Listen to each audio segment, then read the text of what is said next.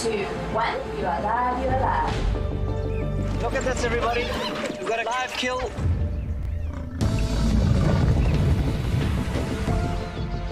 The cock's holding the tail. It's holding tight. Lucky wildebeest. There's nowhere to go. This are disaster in the making. Something that I have never seen before in my entire life that you are now watching live. My heart is in my mouth, everybody. Look at this. It's gonna make it. It's going, it's going.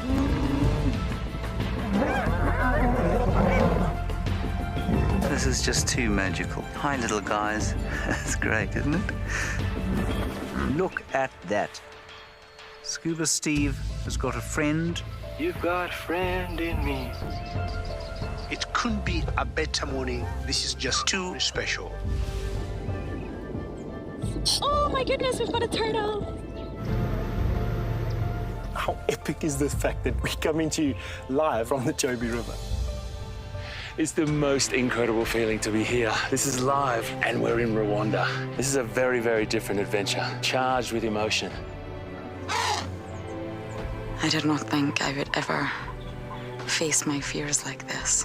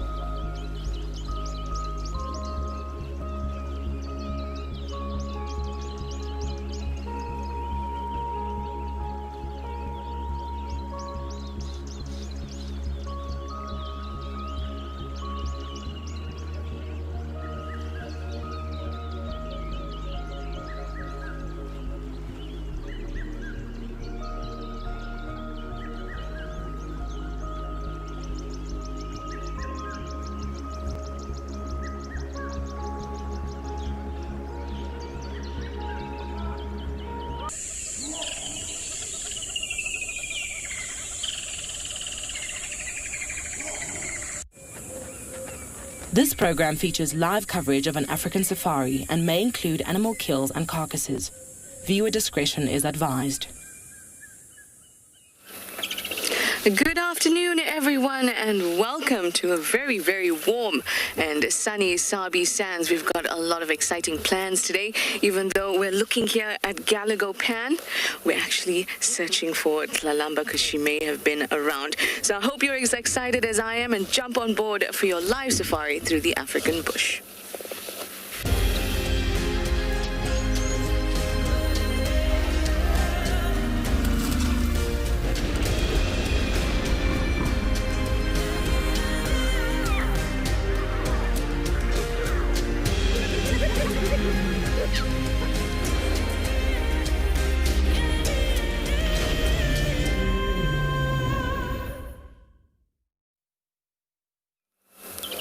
The usual suspects there at Galago Pan, Egyptian geese and a blacksmith lapwing. But like I said, that is not what we're looking for here around Galago Pan. We had lots of alarm calls throughout the day in this direction. It looked like the animal was moving and we think it might be Tlalamba, so that's what we're going to watch out for.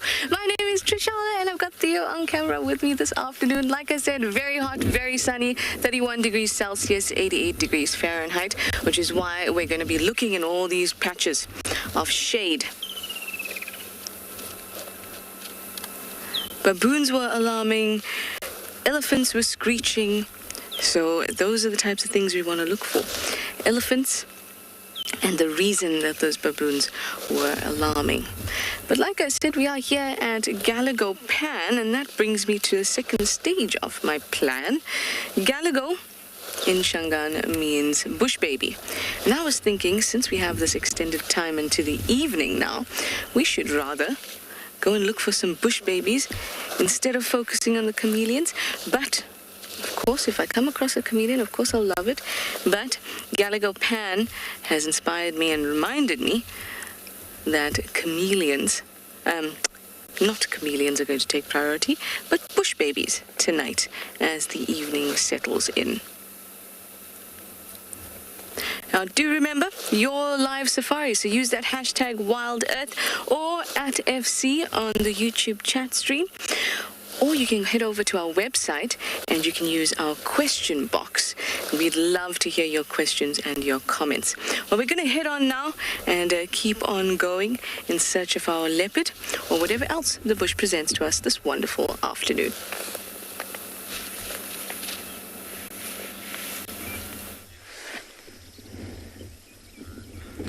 Dumela.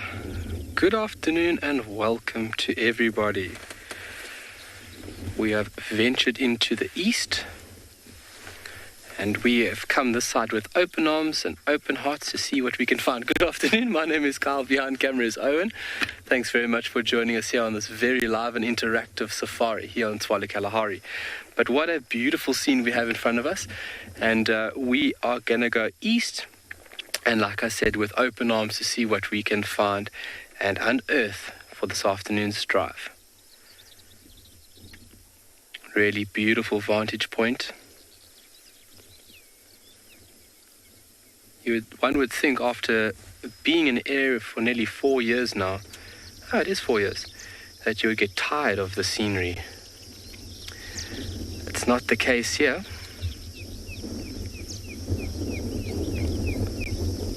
Just constantly being surprised on the beauty of Tswalu, and obviously the chop and change of that coat from summer to winter is the thing that's constantly stimulating, but then so many other little things just to keep the mind just running on all cylinders. Oh, left here, left. It's got food in its mouth. There's a little black-chested prunier on our left-hand side here, folks, and it's got a food item in its beak. That means it's got a nest somewhere close by. You can see why it has the name black-chested prunier.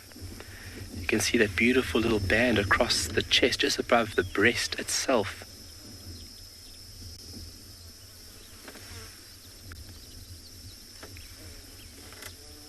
And this is the period that a lot of birds will be, where are you going, where are you going? Show me your nest. He's here directly off our... Okay, I'll keep tabs on him, see where he goes.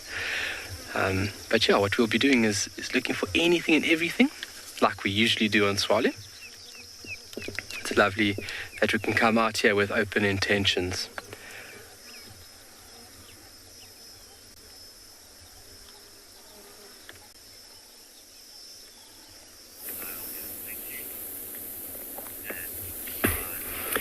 Good afternoon and welcome everybody to Anbion and Gala this afternoon in Wild Earth. What we have here is a few holes that have all been dug by elephants. Now, I mean, that's going to be my plan for this afternoon, particularly in the beginning part, is looking for elephants, particularly one. So good afternoon, my name's Daniel Fisher, and on the camera this afternoon we got BK. So as I mentioned, we're looking for elephants. We've just stopped at this little sign. I don't know if you remember, if you were watching the show a couple of days ago when that female was in labor. She continuously was throwing sand on herself, trying to ease the pain and the discomfort. And there was a younger one that was digging in the sand, getting to some roots, and they were making holes just like this. So there are even some remains of roots that are around there, and they'll often put their tusks right into the ground to try and break the roots up. I mean, this isn't so fresh. This might be a couple of days old. You can kind of see some fresh footprints that might even suggest it's from the rain a couple of days ago when it was raining. But nice and soft, particularly when the soil is soft after the rain, they can get down very easily, and they'll use their legs to dig in the ground. I mean, such big feet can do a great job at digging. And they'll loosen the sand and often spray some of that loose sand on their backs, underneath themselves. often once they've left a watering hole, they'll throw the sand on their backs, kind of creating a mud and forming like a kind of sun cream to protect themselves against the sun. I'm sure they got exactly what they were looking for, particularly because they've dug 3 holes. Sometimes they'll be digging for bulbs and tubes under the ground, and you'll see their sense of smell is so incredible. Elephants will be walking by. I've seen one in particular walking down the road, kind of stop, freeze, reverse, or kind of turn around and walk back another 300 meters or so and dig in exactly the same place in like one specific spot and pull out this huge root. It was amazing. It must have just picked up the smell as it was walking past and used its nose to try and find the exact location of where it was and then dig down and pull it out. Okay, so what I'm going to do is I'm going to keep going. I'm not going to spend too much time around these holes and these roots. I'm going to start looking for some fresher signs of elephants and see if we can't maybe find a brand new baby elephant or elephant calf that's been born in the past couple of days. I mean, there is a chance that this female is still in labor, but I really hope she's not. We're going to carry on searching for some elephants and anything else interesting. In the meantime, I'm going to send you over to Tristan at Juma.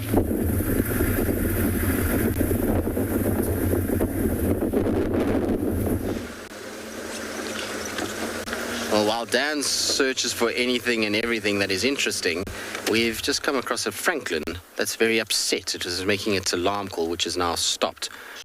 There it is. You hear it? Anyway, before we get into that, my name is Tristan. On camera, I've got Johanna this afternoon.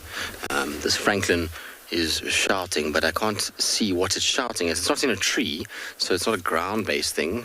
Maybe there's a snake here somewhere in this little treed area that went into the grass as we came along, got a bit disturbed by us, and thought better to try and hide away somewhere, but definitely nothing that I can see lurking about.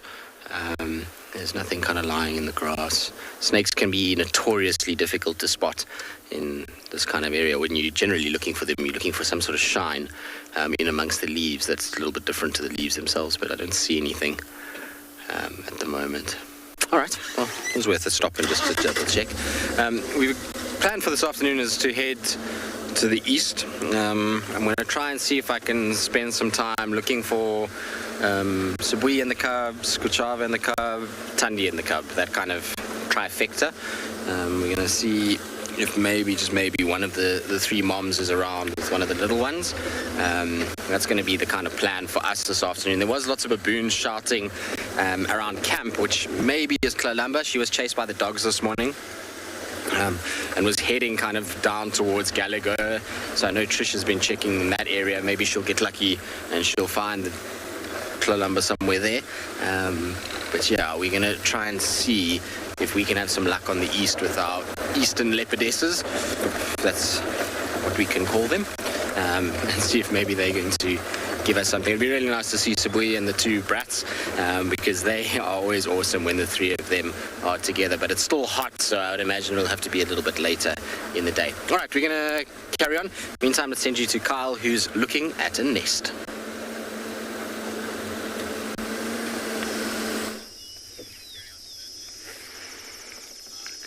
Knowing Tristan, he cannot stay away from spots for too long.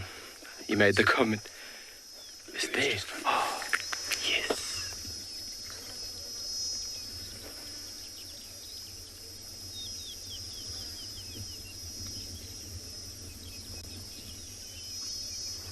So what a formidable place to build one's nest. Within the mix of all this very, very spiny vegetation, this is a tree referred to as grey camel thorn, or Vachellia hematoxylon.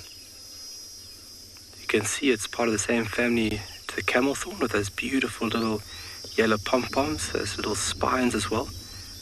And it's bipinnately compound leaves, but what a spot to build a nest. Did it go in, Owen? Yeah. Wow. And that was way too easy. So when it comes to finding birds' nests, obviously respect is by far the most important thing, to have respect for the individuals and the nest itself. And birds don't have a great sense of smell, so if I had to go and touch that nest, that bird wouldn't be able to pick up my scent.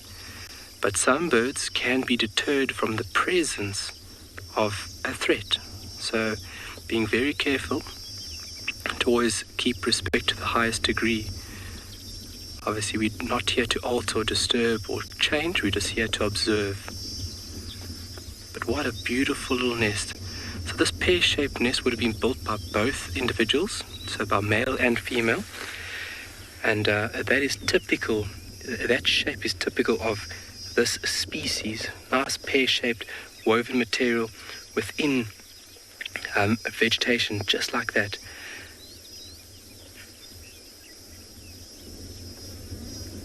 And I've read up to about 1 meter they would build their nest, and that is almost spot on about 1 meter above the ground.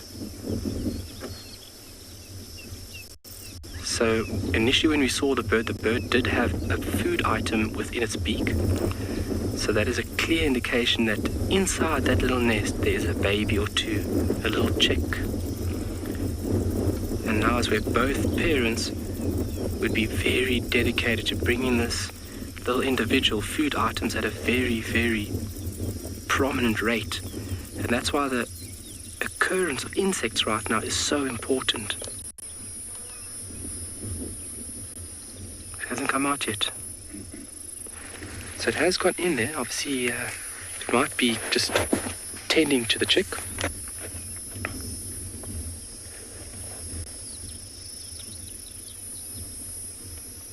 And prinias are very distinctive. They've got very long tails in comparison to their bodies. Their bodies are tiny and their tails are almost as long as the body. And behaviorally, you'd see that they enjoy having their tails almost cocked up or held quite high up, almost at a very sharp angle in comparison to the body.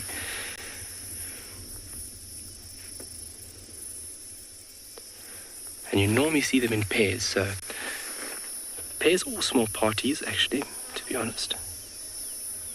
But what a treat to see a nest like that. I mean, the dedication and the skill.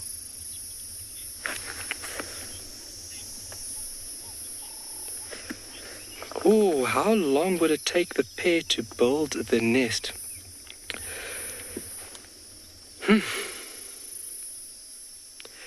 I would say a nest of this size, built by both parents or both individuals, I would say anywhere from 10 to 20 days. I mean, their dedication and devotion to making that little structure. And I mean, I don't know how close Owen is there, but look at the detail and how the individual has taken the utmost skill, let's say that, to make sure that that nest is perfectly anchored and secured within that structure. So I would say a nest like this anywhere between 10 and 20 days for both individuals to build this nest, which would be thin little pieces of grass and material that it's woven. Here's the bird. Oh, there it's out. Fantastic. Wow. You still see it? No, it's gone up to the top right. There's the parent calling. You can hear another individual calling here on the right now. I don't see it. No. But a beautiful tree at that. Also a very important tree out here for animals through the winter time, this grey camelthorn, especially things like eland. When vegetation in the winter time drops, especially the grazing value of grass, this is a very important tree that would sustain these larger hooved ungulates through the dry and leaner times. And this tree is actually able to hybridize with that of the camelthorn, which is quite incredible.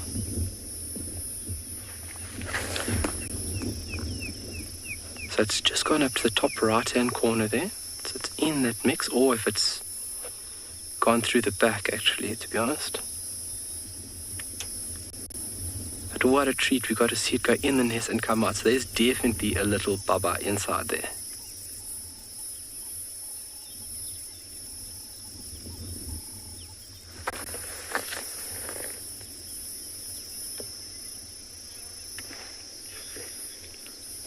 Well, we're going to just observe this little bird for a couple of minutes, but let's send you over to TAYLA to say good afternoon.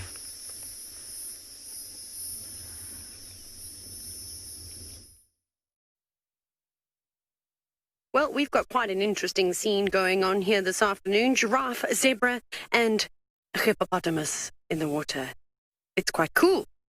Well, I think that's what the animals would say, seen as though they are standing in the shade. And so are we. My name is TAYLA McCurdy, and on camera with me today, as well, he has been, is Sebastian Romby. There was a not sure when to go, and we're yeah. Dramatic pause was too long.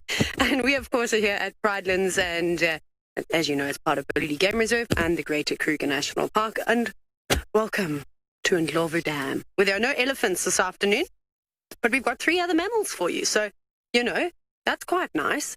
Obviously, we've got the addition of the hippopotamus, which you have met, which is quite nice that he has still stuck around here. And I hope that he continues to spend a few more weeks with us as the water dries up again. It should provide some interesting sightings. And then, of course, the animals standing in the shade of the apple leaf tree. It's an enormous apple leaf tree. We've got the zebra, one which just did a big yawn, and of course the giraffe. Just the 4 of them. Okay, 2 of each kind. Maybe there's some big rain on the way. You know, Noah's Ark. Maybe the animals are getting ready. I don't know. Yeah, if we only need 1 more hippopotamus, and then I was going to say that's too much to be a coincidence. But anyways, so I don't know where the rest of the giraffe and the zebra are, because there've been quite a few of them hanging around together.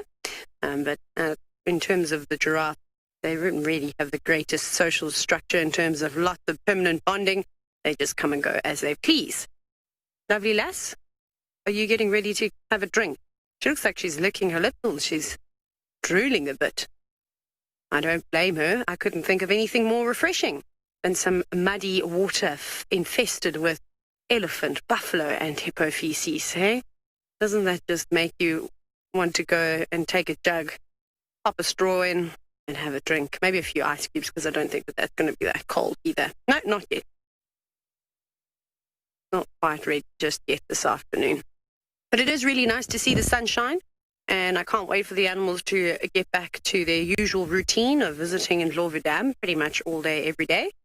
As with the cold weather, it's been actually quite tricky to try and find some of the favorite animals.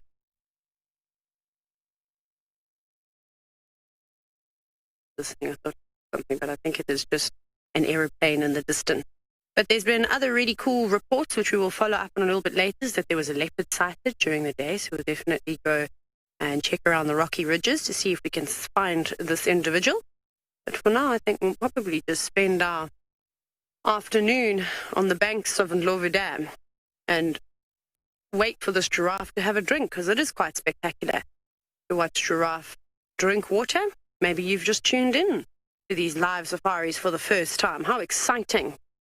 And you've been wanting to watch a giraffe drink, and you've always wondered, well, now your moment could come true. But we're definitely going to sit here for a little longer and hope that the elephants and the buffalo also come on through, and maybe the hippopotamus will do a yawn too.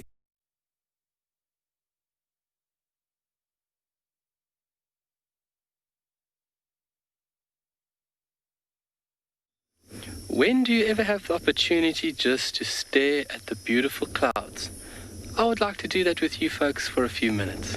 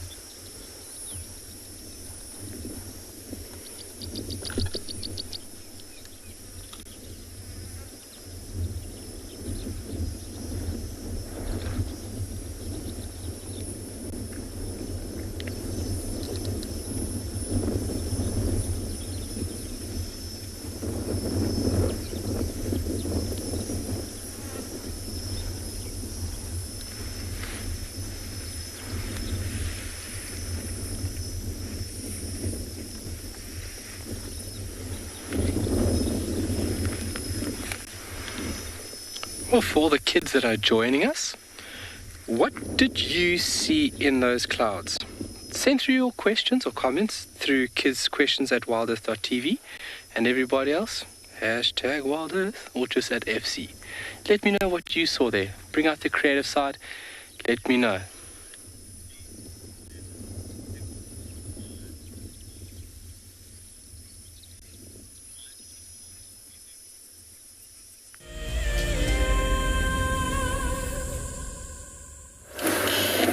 We are still in our search for Tlalamba. She's taken me through this very exciting drainage before. You can see it's quite rocky in the front here. And there's not lots of parts of Djuma that actually have that kind of rock anymore, that it's exposed. A lot of it is sandy soil, granitic soil. This is basically granite that has not yet eroded to become soil. So she's taken me in here before, and as you can see, it's quite tight and it's difficult to maneuver in here. And she sat, I'll show you where she sat.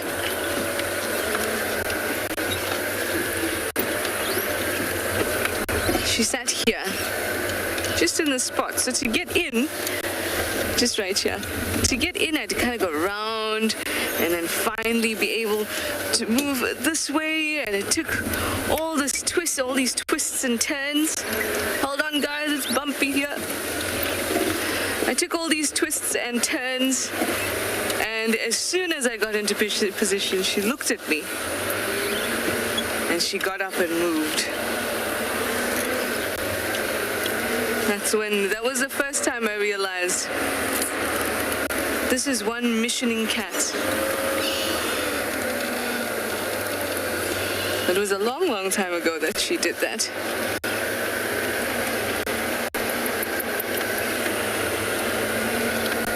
So I'm just checking these areas. So those baboons were alarm calling just to the north of our camp. And we know Tingana is in the area too, but not there. He is much more west of that area, and Tlalamba was walking in that direction towards camp.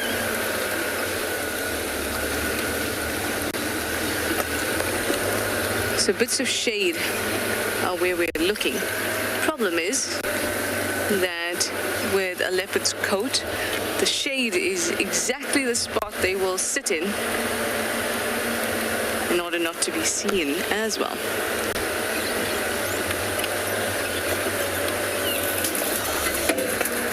Ooh. I'm going to keep on looking, but I'm going to send you over to Pete to say hello.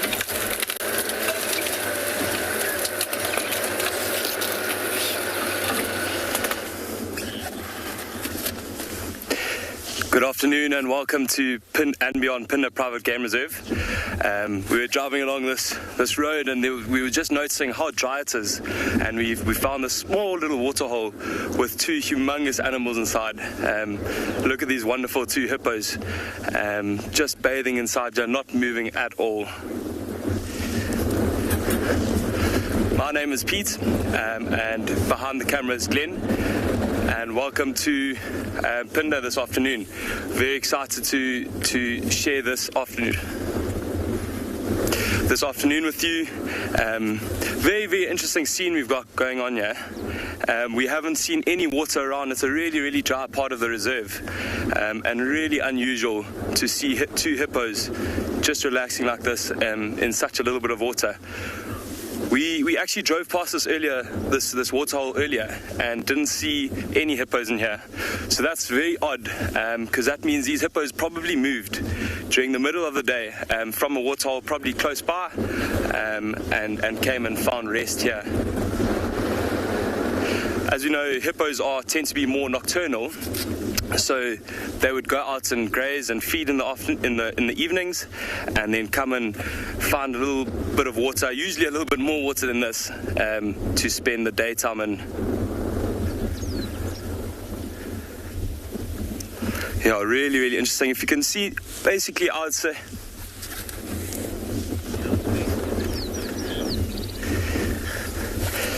Sure, we just got a question from Rosalind about the size of hippo's teeth. So they've got two really, really large teeth at the bottom that come up, and I'd guess around 30 centimeters at the largest. I don't know if you've ever seen a hippo yawn. They often do it in the afternoons, just before they start to get a little bit more mobile or start to move. And the main purpose of these teeth is just for a self-defense, to warn off other predators that might be in the area, but also when they're fighting, those teeth can do a lot of damage. They don't use them for chewing, they really just use them for protecting themselves and fighting. Quite an amazing scene we've got here. If you look just to the left, we've actually got two white rhino keeping a close eye on these hippos.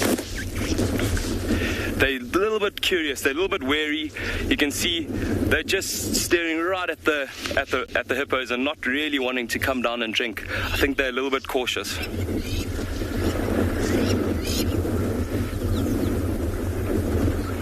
Rhinos don't have the best eyesight, so you can see, if you look carefully, their ears are just moving from side to side. Luckily, the wind is blowing from the hippos right towards the rhinos.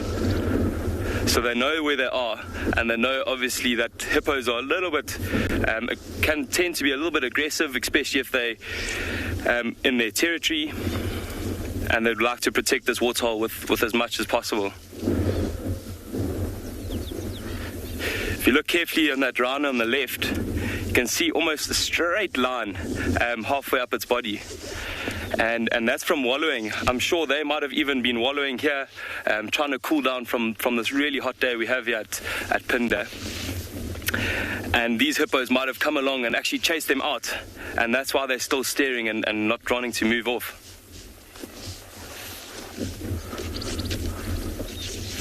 Look, they're trying their luck a little bit, coming a little bit closer, stopping.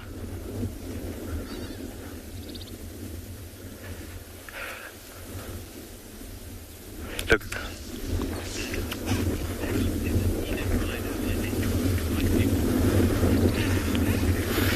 Well, Madeline, that's a great question. I haven't seen them fight completely, but I have seen a hippo chase a rhino out of the way. Hippos tend to be a little bit bigger, slightly bigger, not a hell of a lot bigger, but quite a bit bigger. And obviously those teeth, they'll open their mouth and shy them off. Look at that smaller rhino on the right, just coming a little bit closer. He's slightly younger. And I'm guessing he might be a little bit like an adolescent teenager, trying his luck, pushing the boundaries a little bit.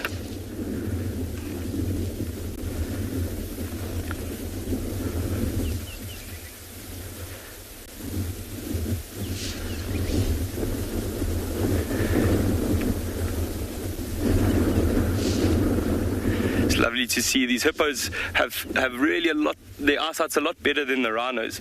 They definitely know that the rhinos are there, but they're not caring. They're kind of just keeping right where they are, not even moving, not even batting an eyelid.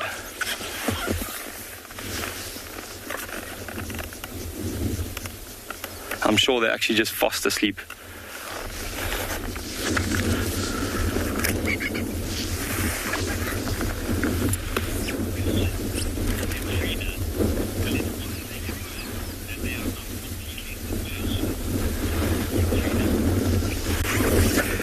Katrina, that's a really good question.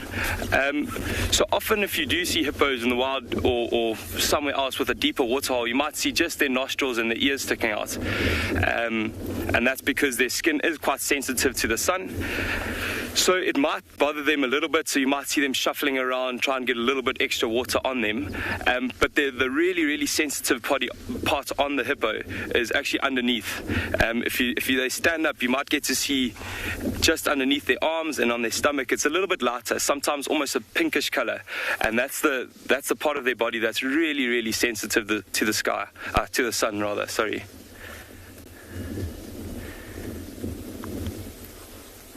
I wish if they turned and looked at us, you might get to see around their eyes as well, slightly pink.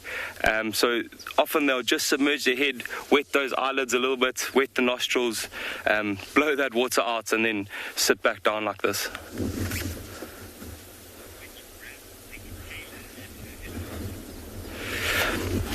So we're going to stay here for a little while, see if these rhinos come down and drink, and then later on we might go and check where those lions were earlier this morning. But we're going to send you off to TAYLA, who's got a beautiful elephant.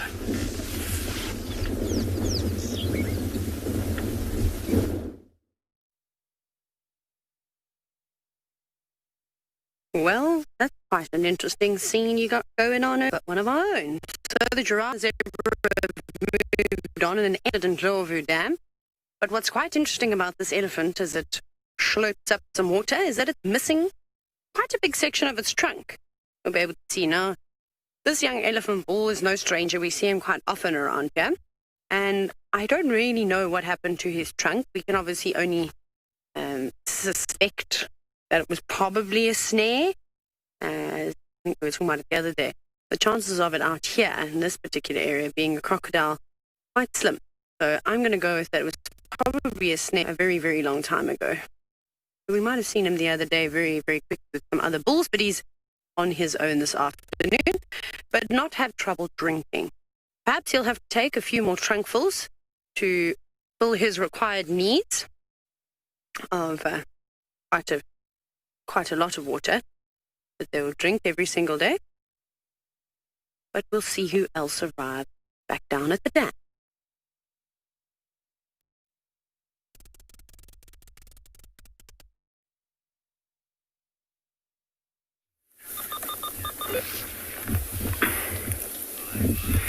Welcome back to Anbion Ngala, everybody. And now I just drove past this small little watering hole, and I couldn't help but stop and show you this woodland kingfisher. It's perched so beautifully. The light is stunning on it, and it is magnificent. I mean, look at the blue on the back, the blue and the black on the back. Jeez, a bit of a tongue twister, that one. The white in the front, and look closely at its beak. So I don't know if you can see, it's actually two colors. You can see the red on the top, and it's got a very small bottom bill, which is actually black. And I mean, what a beautiful bird. The sound of summertime, I'm sure you've been listening to them all over the place recently. And just sitting at the top of that perch, I mean, it feeds mostly on insects. It's got an incredibly wide diet. And if we just zoom out a little bit, BK, I just want to show you exactly where it's sitting. It's sitting right above a watering hole, a small little watering hole. And I mean, it's got such, as I said, such a wide variety of food that it can take. I wonder if it's not looking for some frogs. Although it doesn't normally eat frogs. I've heard of them eating frogs before, though. Standing up there, maybe it's there to have a bit of a bath, cool itself down a little bit. You often see them in pairs. I wonder where this one's mate is, and they'll mate for life, these woodlands kingfishers. And they've only arrived back in the past, when was it, about the 20th of November when I saw my first one, or heard the first one rather. And they come from all the way North Africa, kind of Central Africa during the winter times, and then come down here in the summer times, particularly for food. I mean, the abundance of insects, these little watering holes provide a great home for eggs and insects to hatch from, in which case these woodlands kingfishers will start feeding on those. I've even heard of woodlands kingfishers feeding on smaller birds, small mammals. They've got a very wide diet. But I mean, I couldn't help but stop and show you this little guy sitting right on the edge of a perch, not shy at all. Often birds can be a tricky one to show because you see it, and all of a sudden as you go live, they fly away. This one's been incredibly accommodating and helping us show you all about it. I wonder if it's not going to call for us. That would be amazing. Try and maybe find a mate of it that's around. See how its head's just picked up? It was almost with that gust of wind. I wonder if it wasn't listening to the trees on the other side moving, and because of the wind to kind of pop its head up and have a look if it wasn't anything more serious. Oh, a little ruffle of the feathers. You'll often see them do that just before flight, to try and realign their flight feathers before they take off.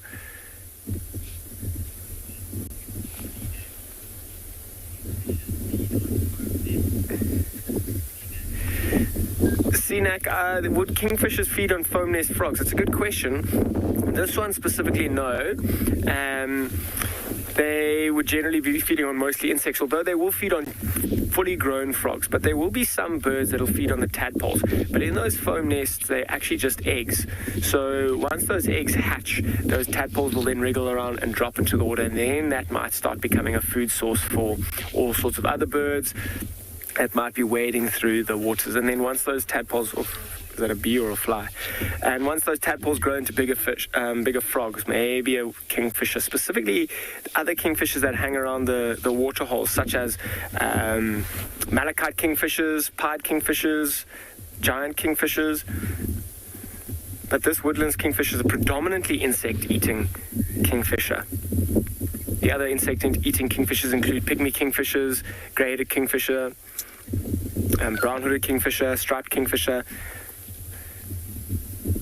So, it's not, in the name it says kingfisher, but it's actually lots of them are, in fact, insectivorous and feed off of insects. It's quite an exposed watering hole, this as well.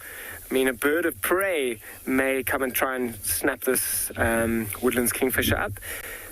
But I'm going to keep going. I'm still on the search for an elephant cow with a brand new baby. In the meantime, I'm going to send you over to TRISHALA and see what she's got.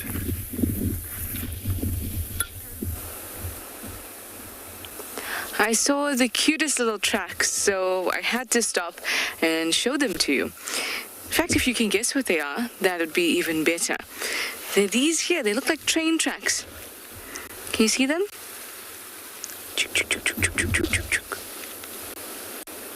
So those are obviously the feet of the animal that are moving.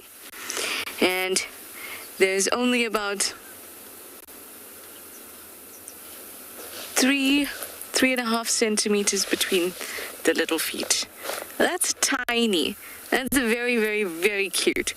Now, the first time I saw these tracks, so when I was doing my trading and tracking, the first time I saw tracks like these, I didn't know what they belonged to. And then I was told, well, try and make those tracks in the sand.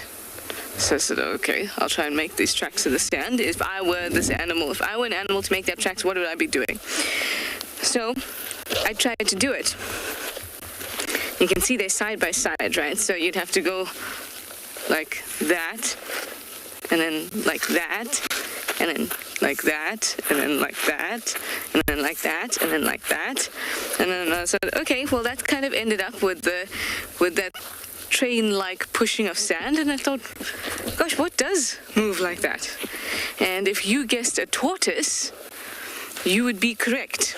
This is for a tiny, tiny, tiny leopard tortoise. It's just too gorgeous. Look at that, and its smallest part here, 2 centimeters between those feet. At the widest, 3.5 centimeters between those little feet. That is too cute. You can see that they're a little bit more closely together, and that's obviously because it's a small animal. But apart from that, or this one would have been a very small animal, something like the size of my palm, like that. But it's also a little bit less angled, and you'll find the Speke's hinged tortoise is a little bit more angled and less train railway line-like. Very, very sweet. I could not show that to you. And also, if you can see, it's on top of these massive tracks, elephant tracks. So it gives like a really nice perspective. Here's this tiny animal who's 1, 2, 3, 4, 5, 6, 7, 8, 9, 10, 11, 12, 13, 14, 15, like 20 different tracks fit into that one massive one. I think that's amazing. Really cool. I'm looking at a lot of the smaller things today, and there's also a few things, experiment type things I wanted to do as well. So bear with me as we stop and look at those smaller things.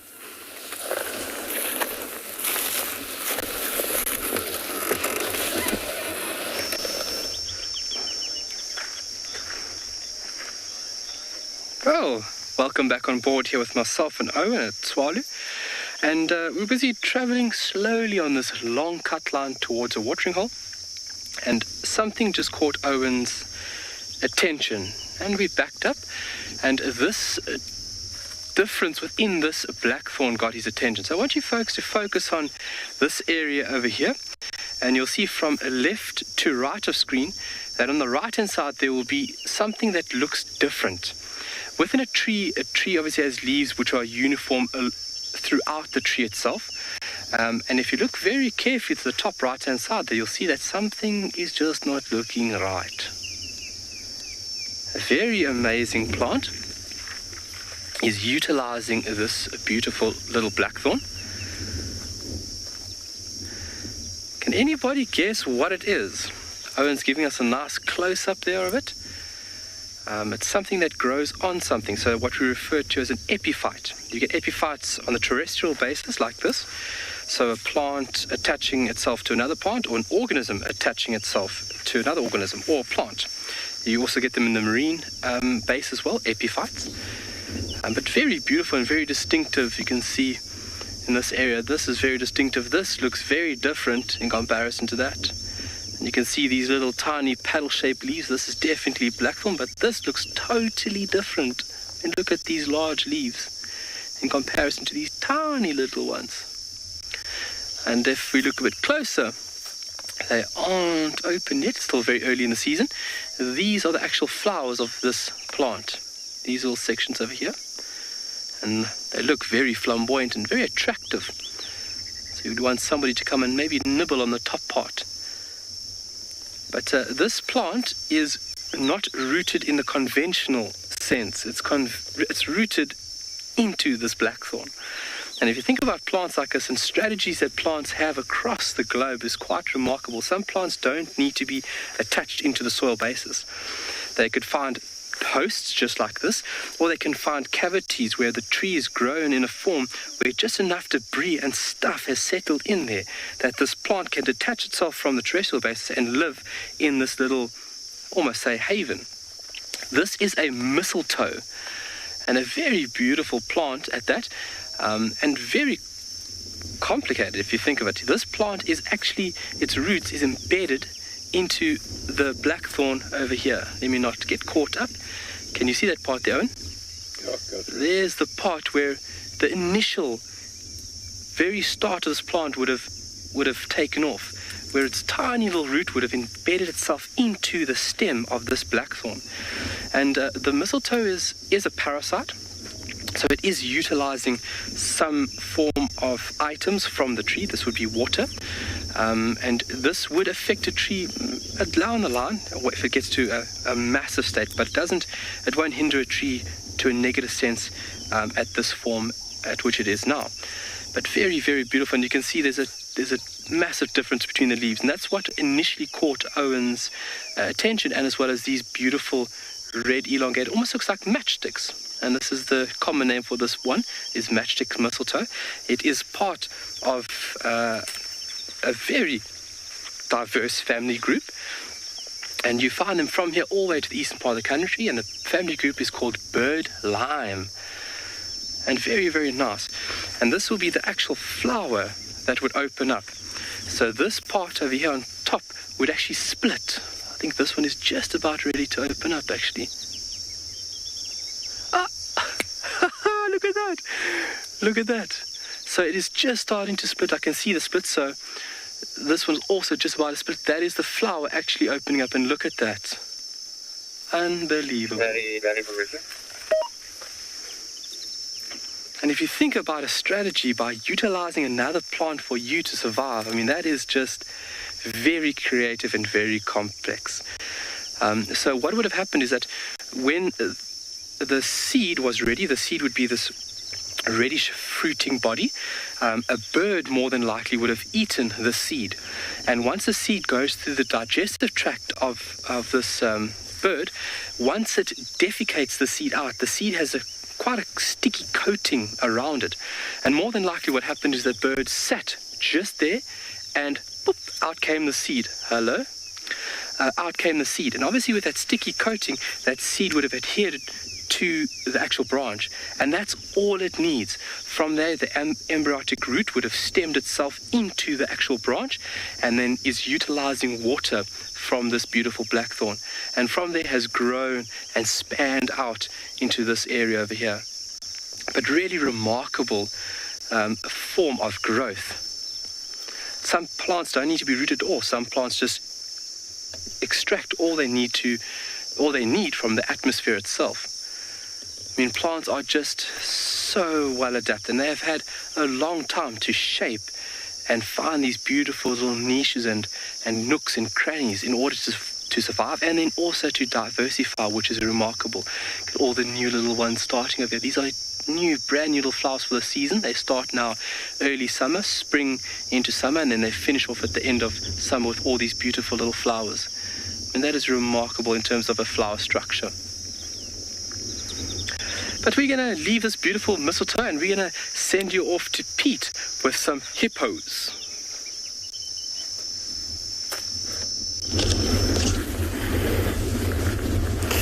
Welcome back to and Beyond Phinda Private Game Reserve.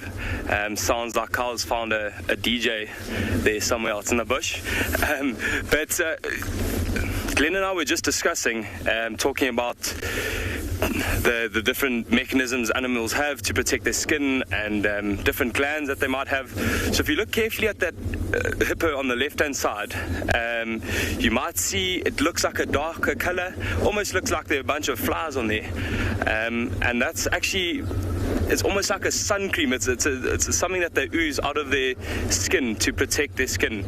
So going back to that question from earlier, they also have that's mainly on the back of their skin. So really, really interesting. We actually thought it was flowers initially because it's very unusual to see that much of it coming out.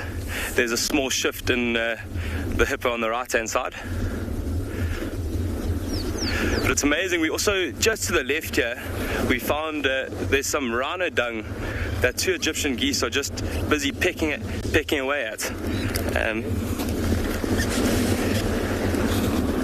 If you look very carefully, I'm sure Glenn will zoom in for you. You can see it's white rhino dung. You can just tell by the shape and kind of the breakdown of it. But that Egyptian goose seems to be digging at it at quite a rapid rate. Probably looking for any little seeds or something that the rhino has eaten, potentially even a dung beetle. You can see that Cape glossy starling also in the back there, swishing down and trying to find little insects that might also be attracted to the smell of the dung. There's also a crown lapwing in the background. Let's see if they're interested. Oh, even a hardy-daw. And it's quite amazing. Egyptian geese can be quite territorial as well, so I wouldn't be surprised if that hardy-daw got a little bit too close if those Egyptian geese tried to chase it away.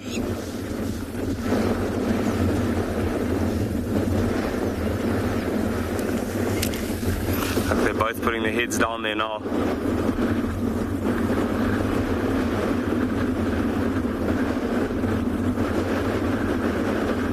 Very, very interesting to see.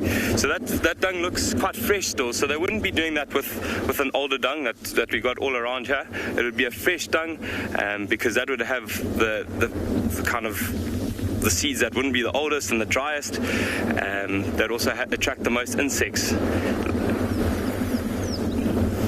But these two rhinos of ours are still just relaxing here. Yeah, so they're probably just moving off now. They've had enough of this hippo, and they think that they might come back a little bit later, maybe when the hippos are moved off. But Tswalu sounds like she's got something very interesting for you guys.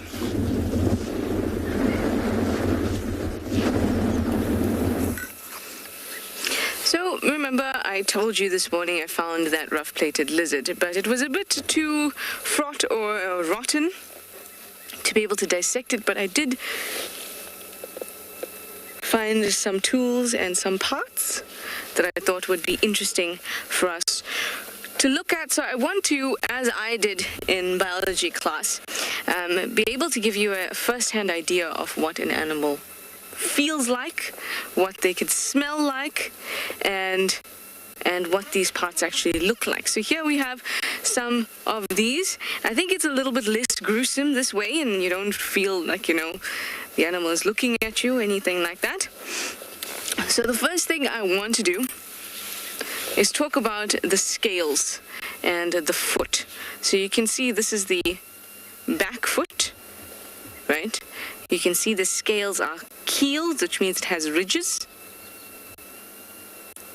But we'll have a more in-depth look at the scales when you look at the tail just now. For now, I want you to look at the claws. There we go. Now, what are claws and how do they develop? Claws are made out of keratin, right? Much like our own nails and our hair, and we're going to actually burn some in a bit so that we can smell what that's like. I'll try and tell you what it smells like. So this is your nail, right? This is the basic structure of a nail. When it grows into a claw, what happens is that the top layer of the nail grows quicker than the bottom layer, and what ends up happening is this bottom layer is stiffer and it pulls and that layer goes over, so you end up with this hook claw-like shape. And that's what a claw is. It's just a modified nail. Keratin is just an incredible molecule that's made its way through every walk of life and been modified to be able to do what that animal needs. It's really, really amazing. So this is the underside. You can see here that it's not really scales, but they're osteoderms. So what that is when a scale and an osteoderm are two different things, but they often are together. An osteoderm is a calcium deposit that is in the skin. It gives rigidity to the skin. With things like a crocodile, sometimes that can be fused with a scale, but in this case, these are osteoderms there, and these here that are keeled are the scales. So that's the arms and feet right there. Now this was interesting. I did tell you that this animal had died because it had been driven over, so I couldn't actually get a good portion of the head, and they have a really big tympanic membrane, which is how they hear, which is what I wanted to show you, but unfortunately I couldn't. What this is one quadrant of the jaw. Can you see those teeth? I think that's quite cool. How often do we get to see lizards' teeth? Now it's a little bit hard to see, so this is the back of the jaw. That's the front, and at the front here the teeth are slightly more pointed, but it's a little bit difficult to see. The back here more rounded. And these animals are omnivorous. And that's why their teeth show that they're omnivorous. They're not all sharp and they're not all flat. There's a bit of a mixture. And then that brings us to the stomach. This is the stomach contents over here, which shows us that it's omnivorous. It's a little millipede. And here was just an interesting thing because it was a heart. I thought, how often do we get to see the heart of a reptile? There you go. And this is the tail where I wanted to show you fatty deposits. See that yellow? That's really, really thick, heavy, rich fat. And that's in the tail. And that's really interesting to see too. The white is also fat. Now here, I wanted to burn for you because I thought, well, if it's made of the same thing as our hair and nails, then it must smell like burnt hair, right? So then I decided to burn it, and indeed it did. So I wanted to do that for you.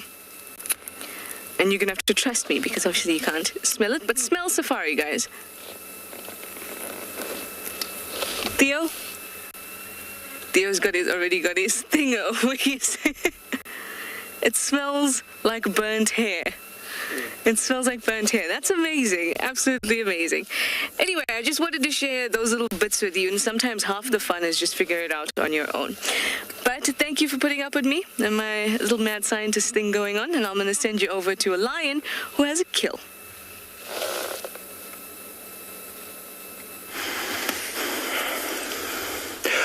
Welcome back to Phinda Private and Beyond Phinda Private Game Reserve, everyone. We've just come across something really, really exciting. Please just be aware for sensitive viewers, it might be quite a gory sighting. This beautiful lioness over here has just caught a piglet, a little warthog piglet.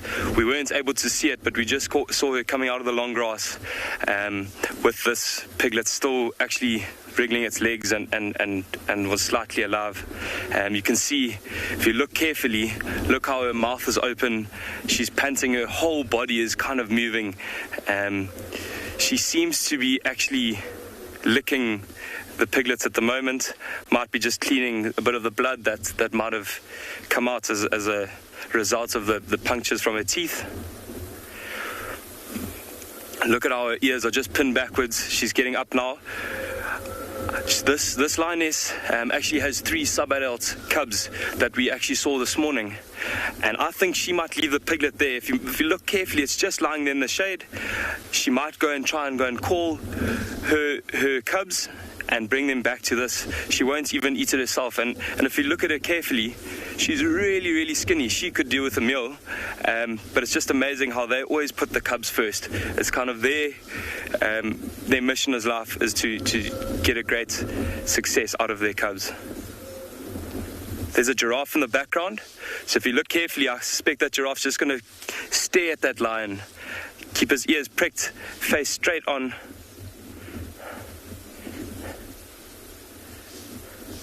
And that'll be a dead giveaway. Often when we're looking for predators, it's a dead giveaway. The giraffes just all stare in one direction, just like this. So whether there's a leopard, a lion, cheetah, they do exactly the same thing. They won't run away. They'll keep dead still. They might even come towards it like that one's doing right now. So I think we're going to get a little bit closer, carry on following her a little bit, and hopefully see her reunite with her 3 sub-adult cubs. Look at those giraffes. They're probably not even 30 meters away.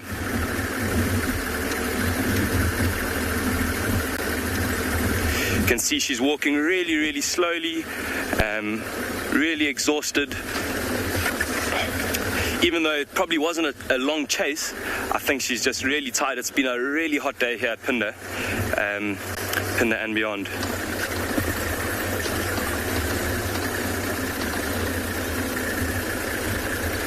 Look at the giraffe. I'm just going to stop up ahead. There's another warthog down there. I wonder if she'll think about getting that. The warthog has no idea that she's there. Let's see if she picks it up. The wind's blowing the wrong direction though. Oh, giraffe are moving. I suspect the warthog will soon run off. She hasn't seen it yet. She might even be a little bit too tired to even put in the effort. This is really, really, really incredible to see. Look how close those giraffes actually are to this lioness.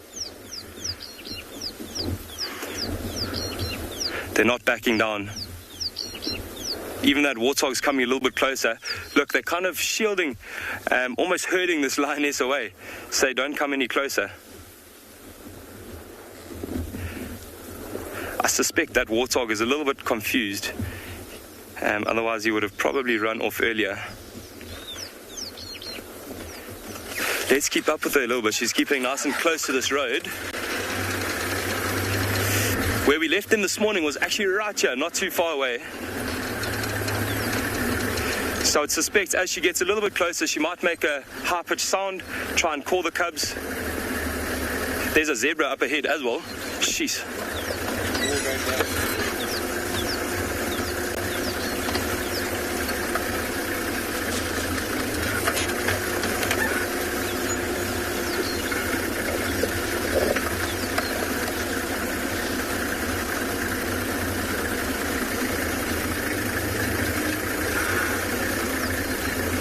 Look how slowly she's walking, still keeping an eye out. She seems to have caught her breath. Yeah, I'm really sorry about that piglet. I'm sure it wouldn't have been a long time that it took for them to kill her, kill the piglet. As it's very, very young, we know that piglets will all kind of being born around this December, November time of the year. Very sad though, always very sad. Look at that zebra now. I wouldn't be surprised if you listen carefully, you might hear quite a nasal snort. So we're going to stick with this lioness, watch her hopefully reunite with the cubs and bring it back towards the piglet, which would be really, really exciting if that does happen. Hopefully we'll see you guys just now.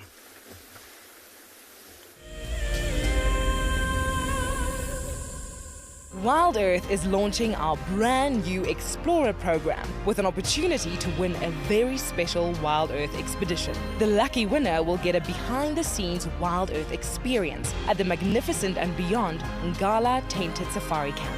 The prize includes a 3-night stay for you and a friend with a chance to sleep out in the unique Ngala treehouse. Become a Wild Earth Explorer and stand a chance to win this and many other prizes. Terms and conditions apply. My name is Moritz and I come to you live every day from Tswalu Kalahari here in South Africa. My favorite thing is probably the predators. And as you can see, we're looking at some of them right now. These are the kings of the Kalahari. Spending time with the cats, it's just a privilege. And I love their behavior, you know, the more that you look at them, just the power and the sheer beauty and elegance of them. Catch up with the guides daily here on Wild Earth. Welcome to my car. This is Wendy, and she's my favorite. She would love to have your name engraved on her so you can be with her every single time she goes on a safari here in Djuma. If you become a Wild Earth Explorer, you will have the opportunity to buy an engraved tag which we will attach to her. We will make sure to send you a digital picture to show you exactly where you are sitting on her. You will have front row seat in every single sighting.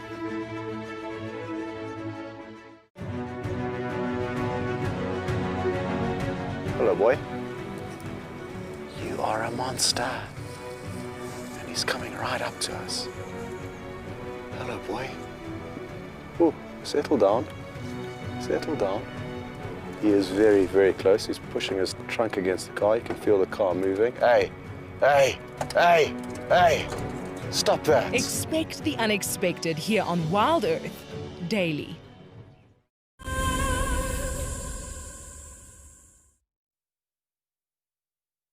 So we've got a little herd of elephants literally sliding on down to the dam. That's what they did. The young calves are not particularly graceful, but not a big breeding herd at all. I was trying to count how many there are. I don't know, like 6, 7 elephants there? Probably less. Maths was never my strong point. You can ask any one of my teachers. But enjoying themselves nonetheless, and it's peaceful at Ndlovu Dam. No big elephant bulls cause any trouble. So we'll see if they are keen to venture in a little bit further. Some of them are getting excited. Some of the older cows. Come on, ladies. When last did you have swim? I don't know why I'm waiting for a response, like the elephant's actually going to answer. But anyways, I do love the way that they stretch out their trunks, looking for the freshest of fresh water. And if you're lucky, you might even see a terrapin head popping up. Scurry about the elephants. Any little insects that might vertebrates and things like that might disturb. Eddie's going in. There we go. He's heading right on in. Nice thing with elephants is that you just need one to encourage the rest. Seems as though there might be an audio issue, but it's okay on our side.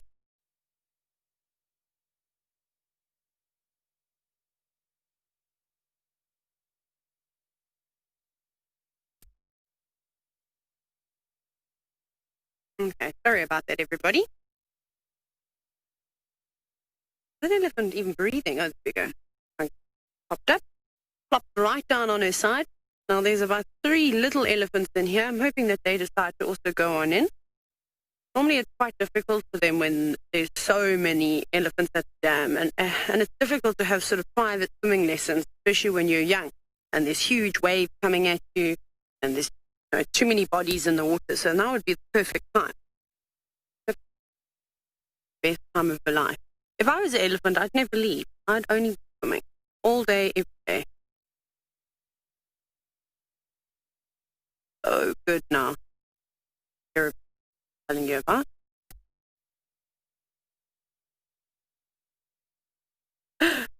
Not coaxing any of the young ones in, I'm afraid, but we'll sit here for a little bit longer.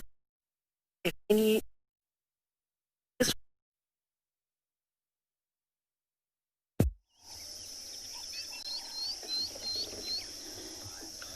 Yes, a new one for the list. Check your mark. Yes, new one for the list. We've just come into this watering hole, and that bird is very distinctive standing out in the open air. That is a black stork, ladies and gentlemen. And you can see very distinctive, nice, big red bill, uniform dark black head, chest and back, and then that white underbelly with red legs. Wonderful to see. It's only my second one. There's a mongoose on the right there, Owen. Busy following the Egyptian goose. How wonderful. So the distribution of a black stork is widely spread across South Africa. It does have more centralized areas that you would find them in. And on Tswalu, this would be my second or maybe third sighting of a black stork. It is an uncommon resident, and is nomadic in that, especially in the non-breeding season. Extremely nomadic. And looking at this bird now, you really have to appreciate it, because it is a species that is near threatened. The thing about storks, they're under a lot of pressure because of habitat loss. And if you look at watering areas such as this, if they are negatively impacted, from human activity, that obviously affects the ecology, and that in turn affects the birds. We talk about nest sites that can be affected, large trees being removed, because these guys will make a stick platform, a nest on a stick platform.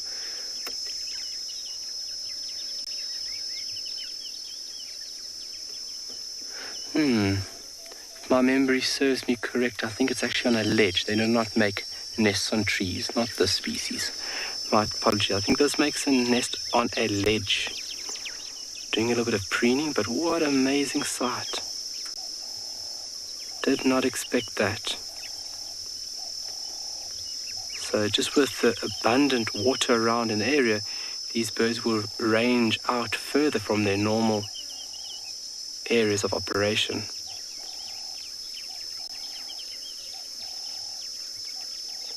But just such a beautiful scene at this watering hole. It's very full, this watering hole.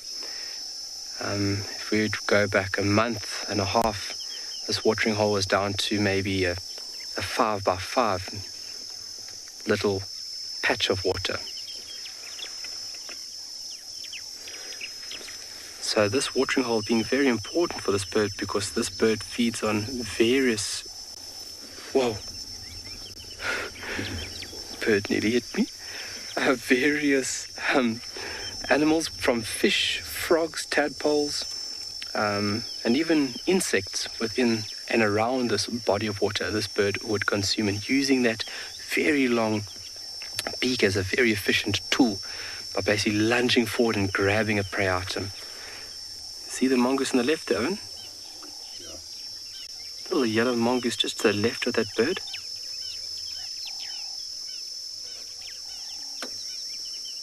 Sneaky like a mongoose. They are such cunning little animals. I have a lot of respect for a mongoose. Very resilient, very broad habitat tolerance. You find this little species quite widely distributed across South Africa. Wonderful, wow. Can hear all the ring-necked doves calling around us.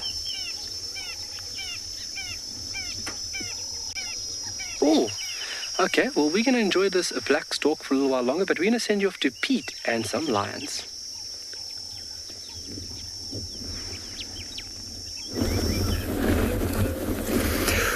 Welcome back to and Beyond Phinda Private Game Reserve. We are still with this lioness who's slowly moving through this grass. She's come really close to where we think she's left the cubs. If you look just up ahead where that fever tree is, that yellowish tree, we think that's close to where she left the cubs, but we could be wrong. That's where we saw her this morning. So we're hoping that soon enough she will start calling. Just a light call, not to alert any other predators in the area that she's trying to call them, but a loud enough call that they hear her. The wind is quite strong today, so the sound will carry a little bit further. It's incredible to see those strong forearms, that front shoulder. Look at those muscles, look at that definition. Really, really outstanding.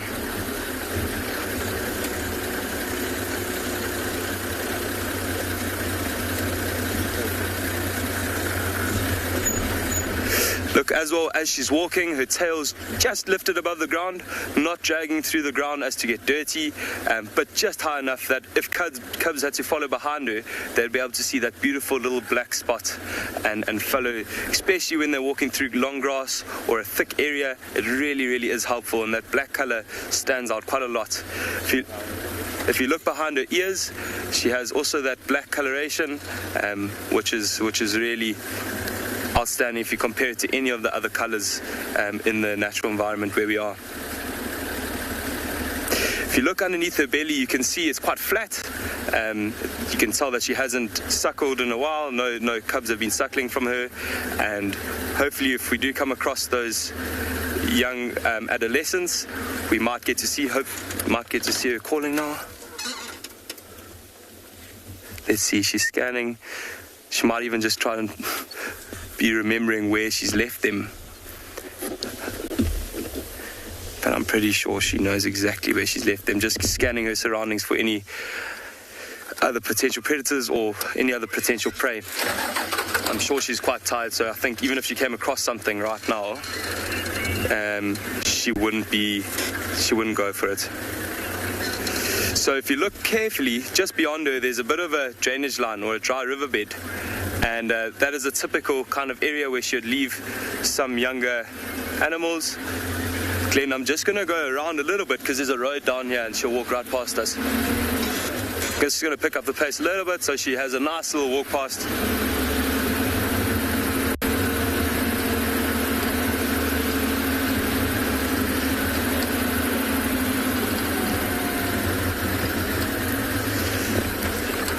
And well done, that's correct. She is part of the Bayala Pride, and we're in an area called Zuka West at the moment. That's beautiful, and very close to Bayala where her territory mainly is. But if you look carefully now, she's just walking along a game trail. Might stop and try and call now. That's really, really nice light. Look how she's panting like that. She's really exhausted. She's probably walked close to 700 meters now, and it's just taken it all out of her, including that. Oh, there they come. There they come. Listen to that. Let's see her. They're going to run up against her. Say, thanks, Mom. There should be 3. Look at them greeting each other, showing a lot of affection. A lot of excitement in camp today with Mom bringing some food back. Now she should lead them straight back towards where she left that carcass.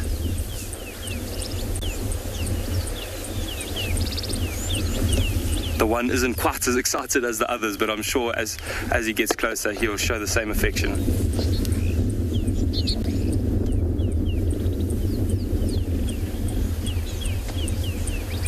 What an unbelievable sighting.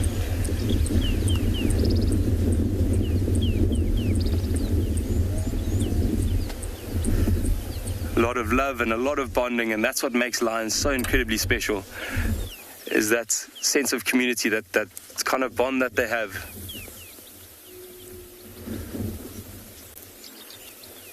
Look how their tails all flicking in the air. That's always a show of excitement.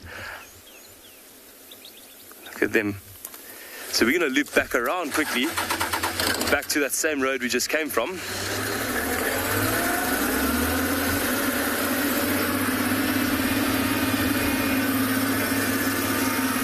Alright, so we're going to carry on with these lions, and hopefully they'll go straight back towards that piglet, and hopefully it wouldn't take as long as the mom took to find them.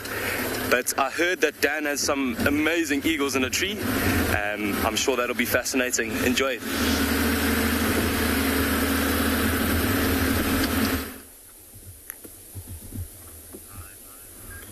Good afternoon and welcome back to And Beyond Ngala. And what we've got here is a pair of tawny eagles. The one on the right doing a little bit of a stretch at the moment. Have a look how the colours. Oh, there it goes. One off. That was a juvenile one, a little bit lighter than the one in the top of the tree. I'm sure this is the adult or the parent of that one. It wasn't a very young tawny eagle. I mean, it should start to get a little bit darker with age. I mean, normally around 4 or 5 years old, reaching full maturity and then leaving the adults. But have a look at this one. I mean, look at the size of that bill or beak. Huge beak used for tearing at flesh. I mean, an incredibly good hunter. So often scavenging from carcasses, looking around. I wonder if this bird's not going to fly and join the other one. And it wasn't because of us. We actually parked quite close here and spent a bit of time with them, and they've seemed to enjoy, well, not maybe enjoy, but not really realize our presence. I mean, look at them at the top of this dead tree. A real good vantage point to have a look around for food. Maybe some small mammals that are running around on the ground below. Maybe some dwarf mongoose that are running around. Some squirrels. See how that head can turn almost all the way around. Its body is facing us, but it can still look 180 degrees behind it. It's a fierce-looking bird, this. I mean, even that silhouette at the back, that hook on the edge of the bill, is prominent. Perfect for ripping up flesh and getting in between bones, like ribs in a carcass. You'll see those are kind of parts that lions can't really get to, or even a leopard might not be able to get to in between the ribs, but that sharp, pointy beak will be able to hook in there and pull that meat from underneath or from between those bones. Just keeping a real good lookout, eh? I wonder, oh, even moving its head from side to side. I wonder if it didn't see something from where it was, and then try and move your head to try and see if you can get a better view of it and try and work out exactly what it is that it's looking at.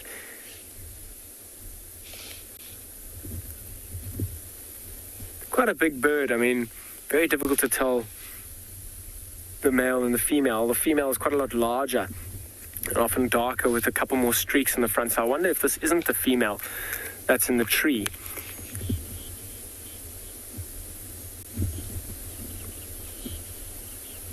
Keeping a real good lookout. I mean, pity that the young one flew off, but amazing to see the color difference in the two.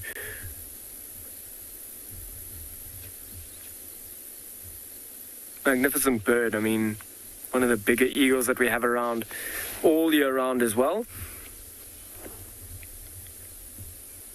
And there's a few other ones that can be quite tricky, or that can be misidentified with this tawny eagle. And it's a little bit tricky here. I don't know if you can see on its face. There's that yellow, what we call a sear, on its at the back of its beak, which extends past its eye. But often people are confusing this between a steppe eagle. Steppe eagle's quite a lot bigger than this, and a lesser spotted eagle. But this is definitely a tawny eagle. And that other, the juvenile that was at the top of the tree, confirmed that as well. And the fact that the two of them were together like that. I wonder if they're not also waiting. Over the past few days, we've been watching a few alate eruptions, those termites. I wonder if they're not waiting for maybe a termite mound to erupt around here, and they'll go and spend a lot of time on the ground feeding off of those termites. Particularly if there's no prey around, that's an easy meal and a really good source of protein.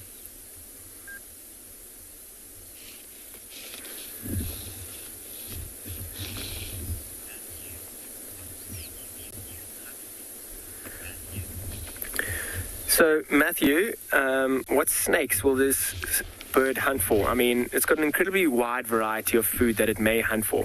And it may go for all sorts of reptiles, including smaller snakes, maybe a yellow-bellied sand snake, maybe some blind snakes. Snakes aren't a huge part of its diet. It would prefer to be hunting smaller mammals and even kind of scavenging around. But I mean, and as I was saying, termites as well. At this time of the year, they really do enjoy the termites. It's an easy, abundant food source. And from the top of the tree there, if a snake did kind of slither past, or a lizard, or even a chameleon, it'll come down and pick it up. It'll particularly avoid the venomous snakes just because there's a chance of that snake lifting up and biting it, in which case it will very likely die. But yeah, I mean, it's a super opportunistic bird, particularly this one with a huge variety in food that it may feed on. So if it did get a chance to pick up maybe a small snake, it would definitely take the chance. Maybe even a scrub hare. There's rabbits essentially in the evening. It looks like a rabbit, but it's called a scrub hare. Look at the feathers blowing in the wind. It is a bit of a blustery afternoon. And I wonder if this wind kind of isn't making it a bit easier. I'm sure it'll take off into the wind, kind of jump off, particularly in that perch where there's not many leaves or branches that are in the way. It'll be easy for it to kind of just jump off and glide up using the wind to get lift.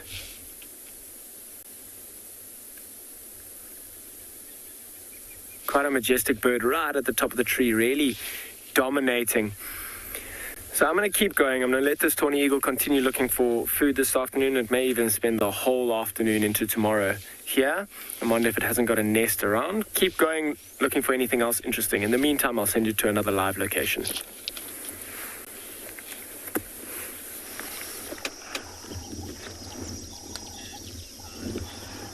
All right, so just come across this. Oh, there's a millipede. There's a millipede on the right-hand side. You see it, Darren? Check your mark. There's a millipede on the right. You see it there? Oh, welcome back, folks. Welcome back. It's quite a scene we got going here. We have just decided to stop and appreciate the work by these tiny little ants. And if you think about the ecological role that ants play within... Oh, you're on the millipede. Oh. Wow. You can see those antennae moving vigorously to obviously determine direction, picking up all little chemical clues, but look how those legs are moving, almost like a Mexican wave. Scurrying it up. Moving it fairly quickly. 2 pairs of legs per segment. And if you look at these insects, they've remained unchanged for millions of years. They would have been one of the very first... Wow, look at that. One of the very first organisms to emerge from that of the oceans. And such an efficient body plan that it has remained unchanged. Another radio. Alrighty. So what initially got our attention here is this little scene over here. And there's a whole bunch of little ants. I'm just trying to see if I can ID them. But look at the activity on this carcass. This is the remnants of a ground beetle. And just looking at this beetle, its sheer size is quite scary. But when alive, these are active predators predating on other insects. And they have massive interlocking mandibles that they use to capture, grasp prey first and foremost, and then just in a scissor-like motion, shear through other bodies. But these little ants now that this individual has passed away, these ants are going to work. So ants they collect plant and as well as animal matter. And if you think about the ecological role that these insects play within multiple systems across the globe is vital. So So an individual would have made its way past here, found this ground beetle. It would have gone back, laying a little bit of a trail, like a pheromone trail, to lead basically the scouting party to this carcass. And then from there, individuals would have been coming backwards and forwards to this site, using the mandibles, breaking off pieces, and then transporting those pieces back to the nest. And if you look at ants, they are extremely strong for their tiny little size. And if you look at insects across the board, it's the way that their muscles are designed in a cross-section to give them maximum power.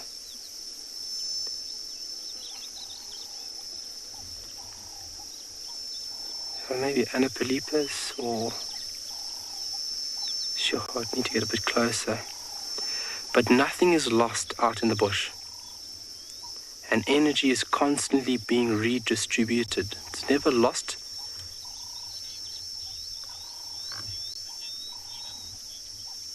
Oh, David, great question. How long will it take for these ants to clean up this corpse? I would say by tomorrow morning, this corpse will be done. They are very efficient workers, ants. They are very efficient ants. Workers. And they have got a drive like no other. Just to provide and ensure the safety of the colony, this will be viable food for these animals. Back at a nest site, and obviously a certain caste performing this duty right now.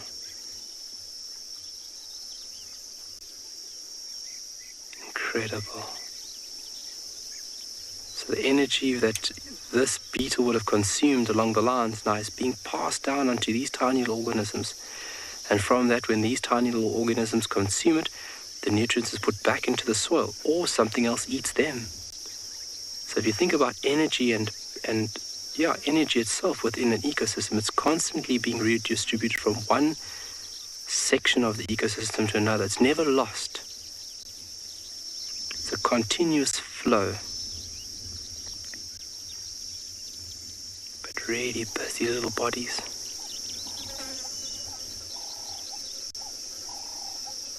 And they'll more than likely take this whole carcass down into the nest chamber.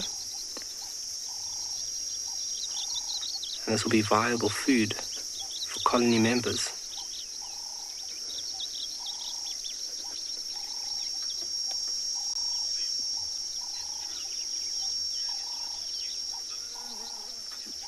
Cantrell, nice comment there that you made. The sand is such a beautiful color. It is really amazing, and it gives such a striking contrast with the rest of the environment, especially now with the green flush that we have around us. But that red color is actually from a coating of iron oxide that is coating every single little grain of sand that you see there. And that is basically the raw version of rock. It's broken down rock, and the main look at them. The main structure will be quartz. And you can see tiny little grains of quartz in between on the left-hand side of that carcass. In between the carcass, you can actually see the quartz itself.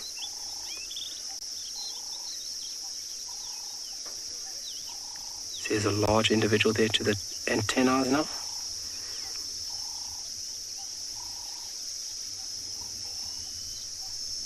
So hopefully we get lucky along the lines and we can find a predatory ground beetle alive. These guys are very vicious and very active predators. And if you ever come across one, you should just practice caution, because they are able to squirt a form of acid from their abdomen, and they are very accurate. And so, you don't want that acid going into your eyes or on your skin. So with all things, you just should practice respect regardless, and just view.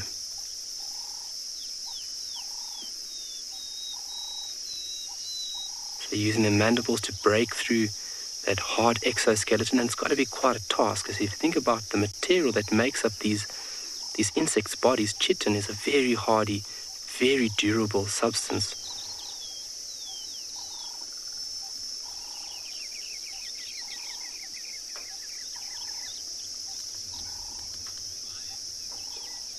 Alright, but we can enjoy this for a couple of minutes, but for now we're going to send you off to Pete, and he's got some lions.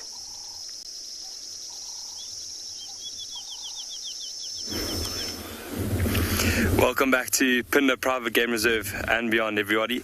We've just got sighting of the lions again. They were walking through quite a thick area, but we were just waiting here because we knew that they were going to be returning straight to this piglet. There are actually two rhinos right in their path. It'll be quite interesting to see what they do about that. And you can see the wind's blowing straight from the lions towards the rhinos. So it'd be quite interesting to see what the rhinos do, because they probably won't be able to see the lions too well, but they'll definitely be able to smell them. You can see their ears are pricked straight forward. Can't see them. Sorry, the light's really harsh at the moment, so it's quite a tough angle for the camera. But hopefully in the next couple of minutes, these lions are going to walk straight towards it. They might even pick up the pace a little bit as they get the smell of the carcass. Yeah. So just for those sensitive viewers out there, there might be a little bit of a scuffle as the lions get here. There are 3 young adolescent male lions, so there might be a little bit of an argument. So just be wary, and if you don't want to watch it, just maybe tune the volume down for a little bit while it's happening. Probably won't last too long. It's quite a small meal. But yeah, we're just expecting a little bit of chaos as they get here, hopefully. You can see them now. They're probably about 70 meters away. The rhinos have moved completely off. Yeah, they've just moved out into the bush. They're getting a bit of protection from those bushes. Might even get a scratch as they're walking through those thorns. Oh, no, wait.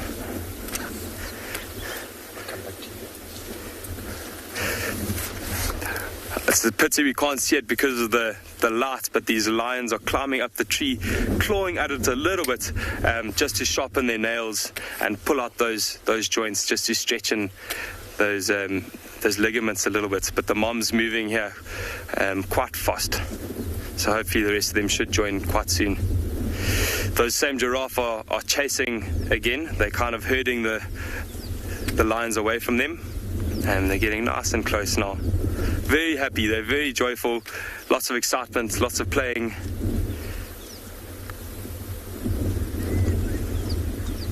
Yeah, they're stopping, looking around. There we go, the one's jogging a little bit. Is it? Glenn, do you think we should reverse or just wait a little bit? We can just wait here. Yeah, I'm sure it won't be too much longer, and hopefully they'll be in perfect frame. There's a lot of animals. I remember when we were following that lioness towards her cubs.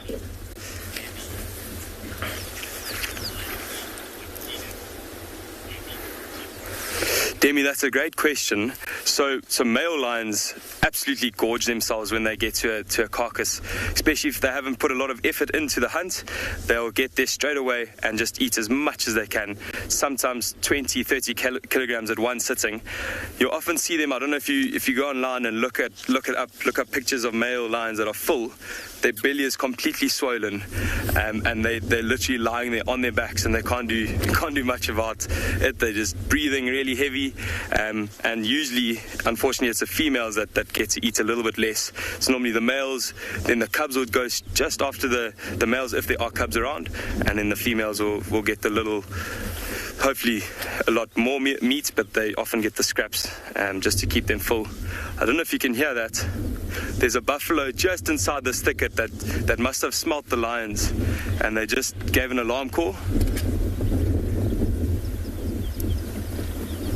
Stopped because of those rhino, I think also. Yeah, stopped because of the rhino. I think I might reverse a little bit. That one lion showing a little bit of interest. It's a younger lion, so he might just try and play. Let's go back a little bit.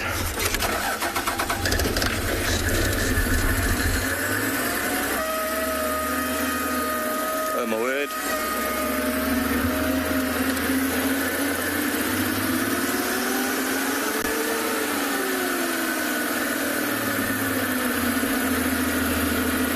Can get them.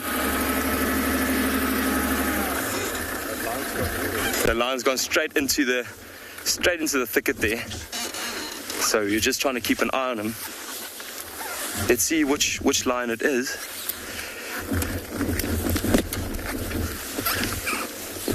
Really, really interesting to see this behavior. A fully grown lioness probably knows the risks of hunting a buffalo by themselves. That's why I suspect this being one of the younger males. Yeah, you can see she's just been chased out, and it actually is one of the younger males. So you can see that young joyfulness, a lot of energy, almost like he's smiling. I'm sure those buffalo aren't smiling, they're probably a little bit grumpy at the moment.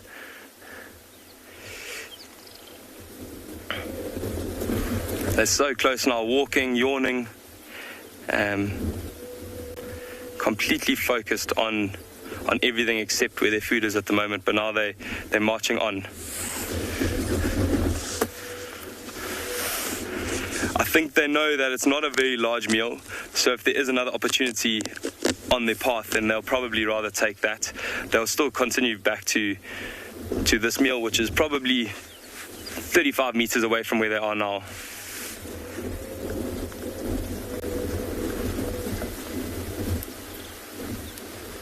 That mane of those young, or that young developing mane on these male lions is really beautiful with this wind blowing to the side. Really nice for photos.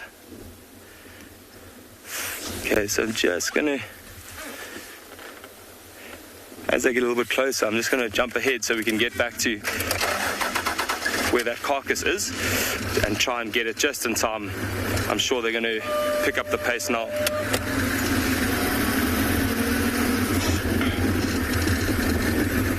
Glenn, you must let me. Yep.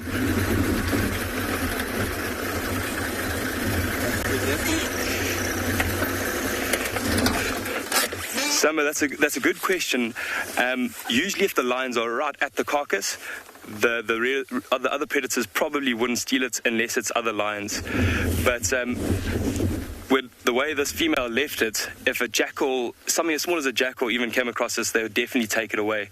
I mean, that lioness went off 500, 700 meters. So there's a great chance that a jackal or hyena would have picked this up and run off. The lioness obviously knows this area quite well, so she knows there are not too many of those other predators around, so that's why she felt comfortable just leaving this carcass just like this. So they're really, really close now. They're actually right about to walk past the vehicle. And let's see, this first male, he might even pick it up and try and take it away from his brothers. The mom's the one that actually knows exactly where it is. This one's walking right past it, right past the carcass. Mom knows it's here. There she goes. I wonder if they know if she's even caught something yet. There we go, this one's focused a little bit.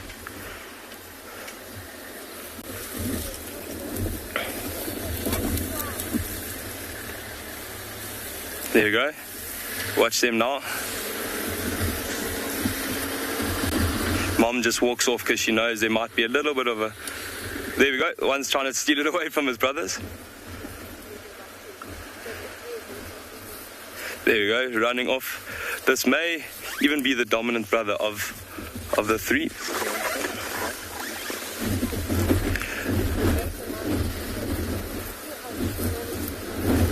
It's quite amazing how the rest of these brothers are.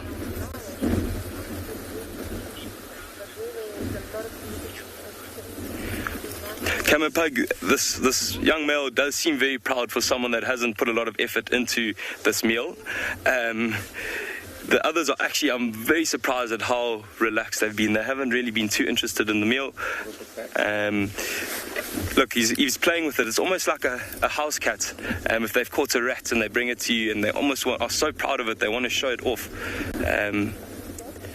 I'm truly surprised at how the other males aren't really competing too much for the meal.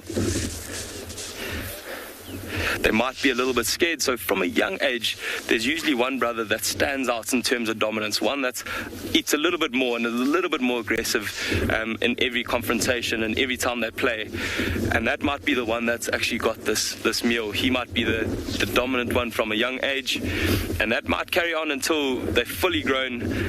It doesn't mean the other brothers won't challenge him, but it definitely means that he will probably initially be the dominant male.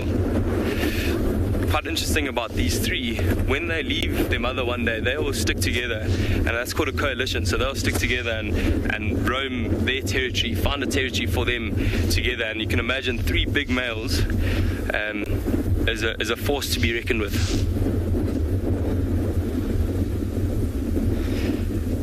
They almost paying the mom more attention than the carcass, which is really interesting.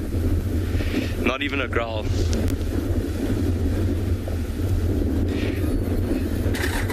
Even lying around. It's a really good area to lie down. That place where we saw the rhinos and the hippos is right here where there's water, and often at this time of day a lot of animals will come down to drink. So they position them quite well for another meal. Let's go forward a little bit.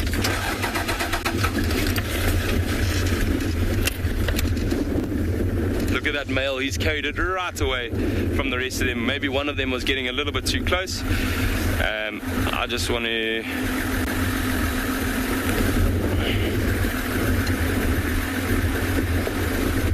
Sorry. Just quickly shooting past.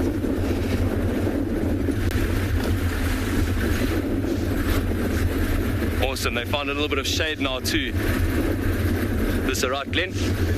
Oh, look at that. A little bit of a don't get any closer.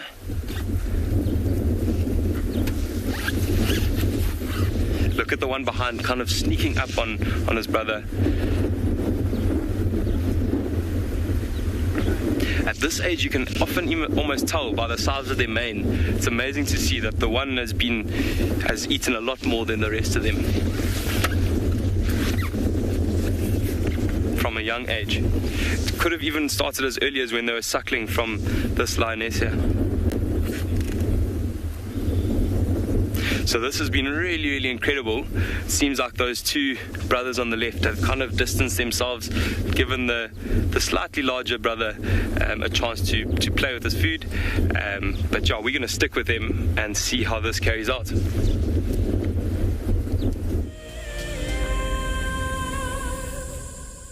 Join us around the fire as we have our very first Wild Earth Explorers Fireside Chat. And what that means is that if you are an explorer, we're inviting you to come and join us so we can chat about the greatest highlights of 2020. We will be chatting about our favorite characters and what they have been up to during the course of this year. And if you would like to join us, head over to our Explorers page and subscribe. Don't miss out. This Fireside Chat will be on the 13th of December at 7:30 p.m. Central African Time, straight after Sunset Safari. Join our Explorers program so we can keep on sharing nature with the world. For a monthly subscription, you will have the opportunity to win fantastic Wild Earth expeditions, have access to an animal identification app, receive weekly highlights from our shows, and much more. All the money will go to keeping these live safaris on air, which in turn connects a global population with nature. Hello everyone, my name is TRISHALA and I am a naturalist and safari guide here in Djuma Game Reserve in the Sabi Sands in South Africa. I think that the information that we provide, and most importantly the questions that you ask, give both you and I a really good idea of what's going on. My friend Fernando here, he's a flat-necked chameleon and I love them. They're just these gems that you manage to find in the bush. Catch up with the guides daily here on Wild Earth. Have you been watching Wild Earth and dreamt of being right there on safari with one of the guides? Well, now you can. Wild Earth is offering you a chance to buy a ticket to dream. You or a friend can hop on board a live Wild Earth show and join our guide on safari. The ticket is redeemable at any of our locations, anytime in the future. Only a limited number of tickets are available, so don't wait. Get your ticket now and start dreaming. Terms and conditions apply.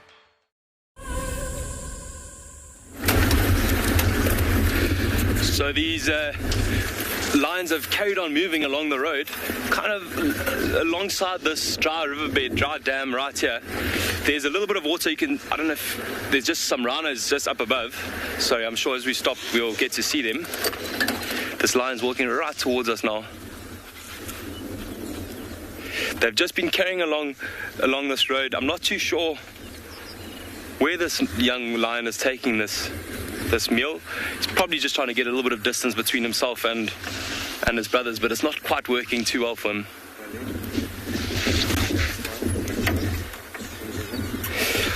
Alright, so you can see they're still trying to play with each other, still trying to play with the meal. I don't think anyone's even taken a bite of it yet.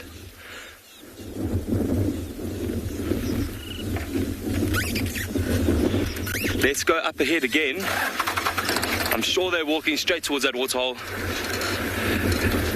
And let's see what they get up to. That guy's just laid down there. Ooh.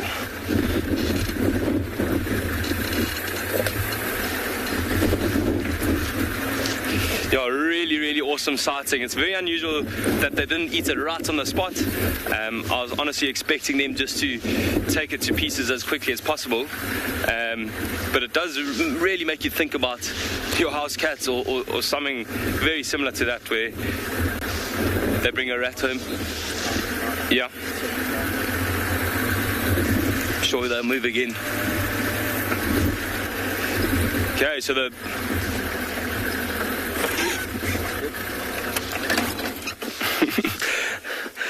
Carol, you're very right. I think that's why they're moving so much now, especially right towards this waterhole. Mom didn't even take a bite herself, so she was just completely ignoring it, let them almost eat it all to themselves. I'm sure this won't even be enough for the one little lion. Even though these are young lions, they can eat a considerable amount.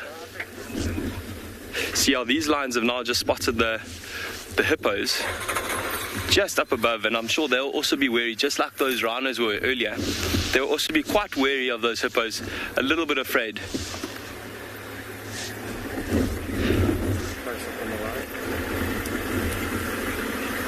Look how he's just licking it now. That might be, once again, those puncture wounds where the mother had put her teeth in, licking a little bit of that blood. You might even get to see on his nose and his chin.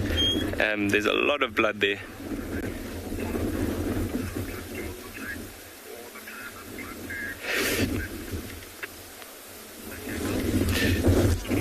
Really, really awesome. Look how he's even tired now, just from playing around with his meal.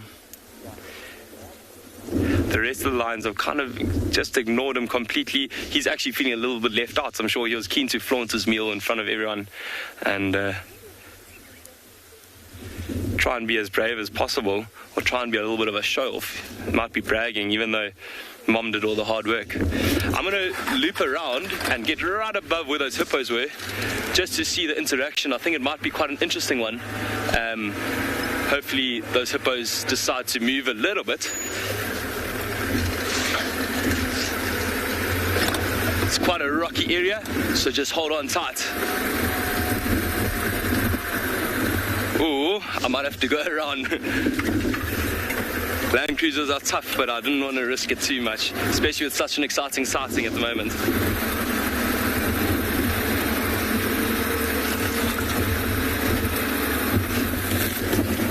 Look at that.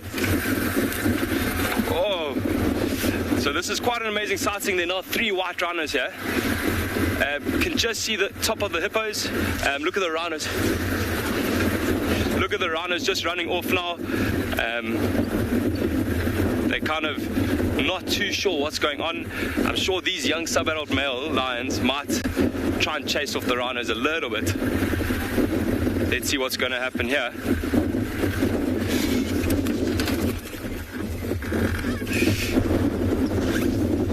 Oh, that one got spooked a little bit. Look at them. I'm sure they might try their luck, might even chase them for a little bit of fun. But let's see. I think they're going to go down for a drink. Let's see what the hippos do. I'm a little bit worried about frightening these rhinos, so I'm going to give it a bit of a wide berth so that they didn't get too nervous of what's going on. I think they're really on the edge of their seats at the moment. Let's just let them carry on. Just don't want to scare them away from a potential drinking opportunity. So I'm going to go around the other way because these rhinos look a little bit concerned, a little bit stressed, and we obviously don't want that to happen. We want to be as sensitive as possible to what's going on around here, especially with such an interaction going on. It's really, really amazing to see. I wonder what this lion's going to do now with his meal. I wonder if he's going to put it down and have a drink, or is he going to drink with it? He doesn't want to be separated from that. He's so scared that one of his brothers might steal it away. I'm suspecting that he might wait for them to finish drinking and then only start. Let's see what happens. Quite interesting now, these rhinos are actually getting a little bit closer, creating a bit of dust, turning around.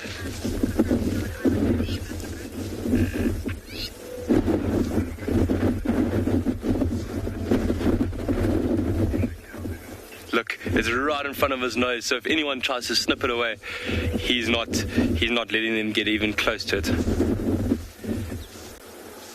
Seems like these rhinos have even forgotten completely about the hippos and just focused all their attention on the lions.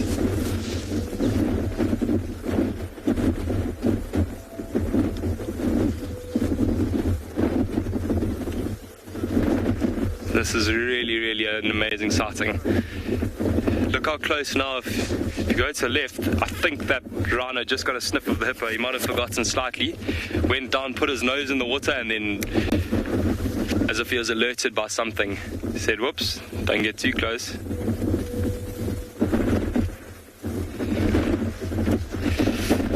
There's strength in teamwork though, they're going together.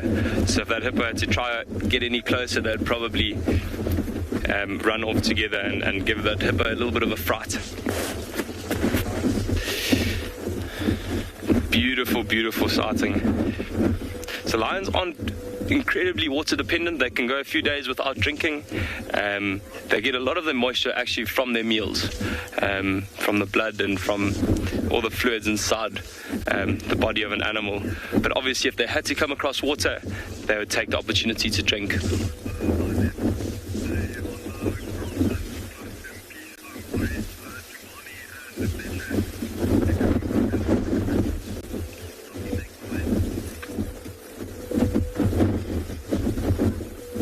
Really, really cool. Look how those hips at the back are just sticking out there, that tail lying flat, ears completely backwards.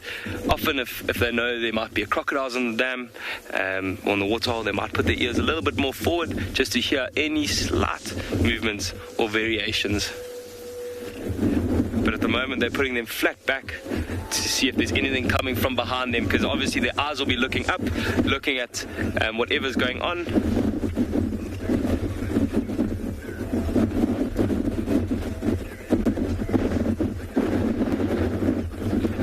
Mom's almost guarding them, keeping her head up while the rest drink.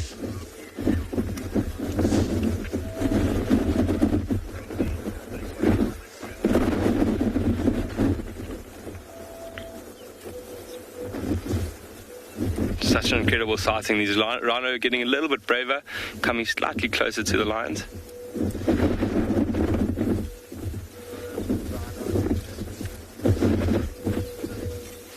Really, really such a beautiful sighting. That light on the female lioness at the moment is really perfect. Their coat almost shines with this light.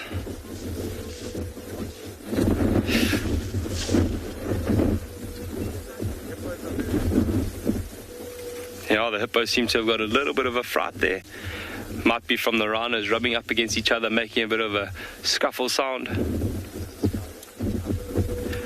Not too sure why the rhinos just don't come and drink a little bit closer here. There's a waterhole a lot closer than the risky one that they're busy trying to drink from.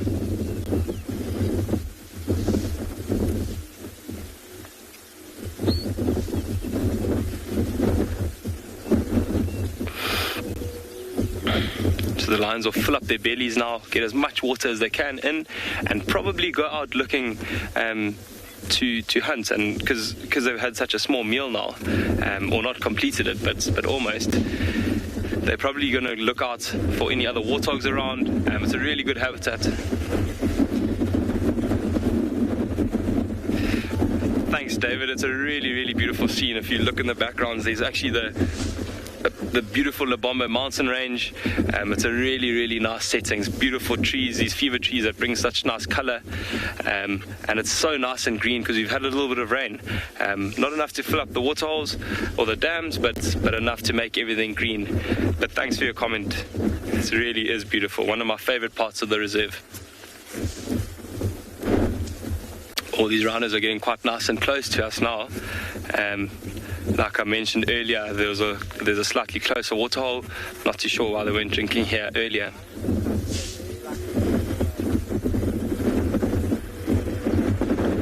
It's a little bit deep. I hope he doesn't slip in.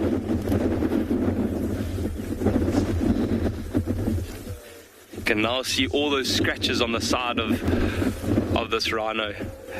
Earlier I mentioned that they went through the thicket, and those thorns would have scraped all of that mud that they would have got from wallowing. They would have scraped all that mud off.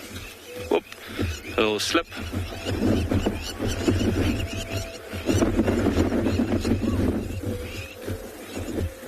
It's amazing to see how much smaller their eyes are compared to their body and their head. Just see how that's kind of their least used organ, or sense rather.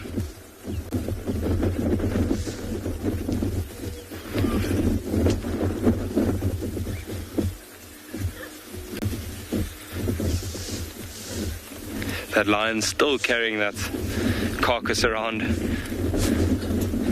flaunting it about.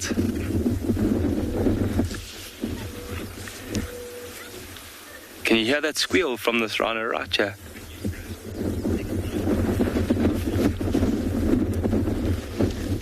So we're going to sit here tight for a little while and see what happens. These lions seem to be moving off a little bit now, but Tristan's got a massive herd of elephants for you, which sounds really, really exciting.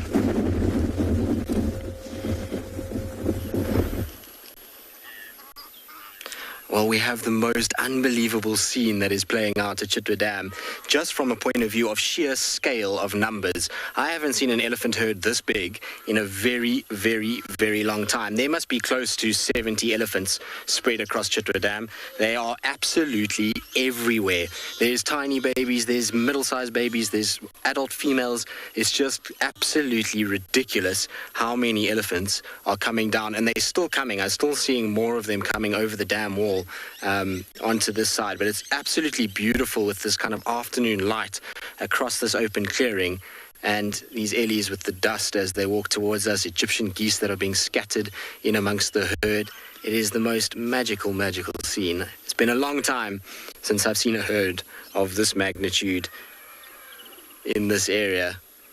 Now, I wonder, yesterday when that leucistic elephant was reported, the guys said that it was part of a herd of about 70 odd. Now, I wonder if it's not this herd. So I'm looking very, very carefully to see if that leucistic elephant is in amongst it. I haven't seen anything yet, but that's not to say that it isn't here. It could very well still be in this general vicinity. There was a lot that came after I left the corner of the dam. We came all the way along this side, and a whole bunch of them kind of carried on coming over the wall. So maybe that elephant is at the back somewhere. There's also some really, really little babies in amongst this group, some with little umbilical cords still attached here. They all come up towards us here in front. Just watch how many ellies are going to pile past us. It's unbelievable to see. I love seeing herds like this. It's one of those really special things when you get these big groupings of ellies. Look at that. It's just legs and tails and tusks and ears. Absolutely magnificent. I don't know if any of you are counting them as they go past, but it would be really interesting to know how many we've got. I reckon we must be well over 50 in this particular grouping. Interestingly, though, there's very few bulls in the herd. There's quite a number of young ones, but no sort of 15, 16-year-old bulls that I've seen just yet. It seems to be mostly kind of young cows, well, big cows and kind of going down, and then just young bulls that are in the general vicinity. That's really special.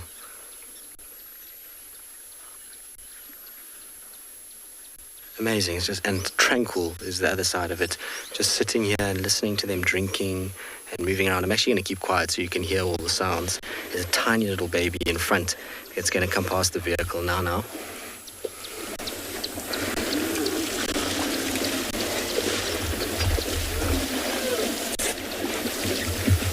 See it in the background there.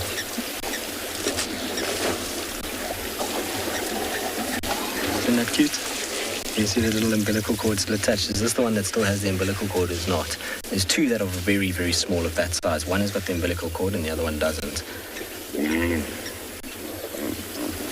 Super sweet. Still wobbly on its feet though. It's a very new baby that's also within the last few days. That one has been born, much like the one that we saw the other day.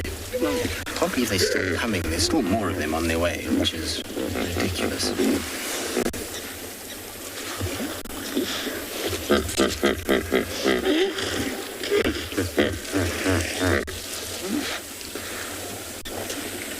Beautiful with the sounds of the hippos here as well.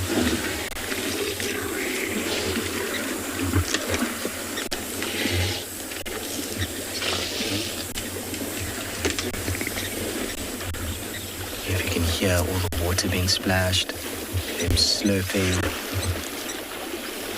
It's a beautiful hot afternoon, so I'm not surprised they've come down for water at this stage. Like I say, these kind of herds are not common for us at all. We generally see herds of between 15 and 30. But this is just on another level altogether. Lisa, you say your heart is melting? Little baby Ellies are cute, aren't they? We've been spoilt with baby Ellies of late. There's been a number of little ones that we've been seeing, which is really cool. Nice when you've got lots of baby Ellies around. But what's drawn such a big herd and like this, I'm not sure. Also, one kind of part of this herd is that I want to just check if there's not any sign of Fang. She has a very large grouping, but there's two females there that are very distinct, and I haven't seen either of those, so I don't think she's here. I think it's just a different grouping, but I've never seen these Ellies before. A lot of them I don't recognize. I don't know where they've come from, and if maybe for some reason there's just a new grouping that's passing through. Either way, it would be for this area, it's deemed a mega herd, that's for sure.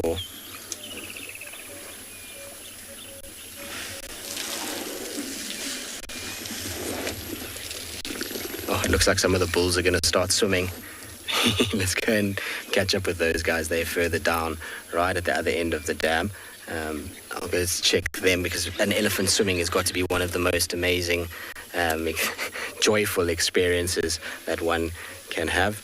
And so while we make our way there, let's hope that the rest of the herd doesn't disappear.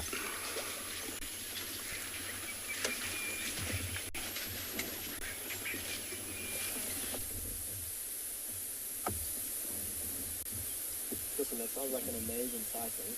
So that the elephant is certainly a true spectacle.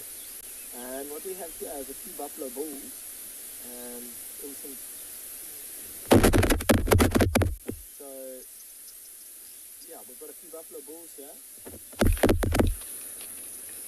and you can see the insects that are flying all around them.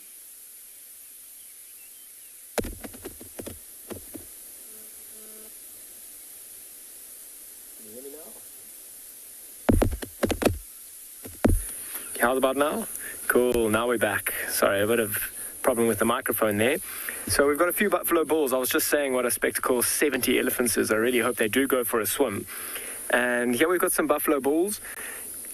You can see all those insects flying around. Look at those ears moving, trying to keep them away. I mean, a lot of those insects might be going into their nostrils, maybe close to their eyes as well. It's quite amazing, actually. The light is actually illuminating all those insects. Must be quite frustrating having all of those little critters flying around your ears, around your nose, around your eyes. And you see how that one in the background there is just chewing and chewing and chewing, although it's not really feeding on anything.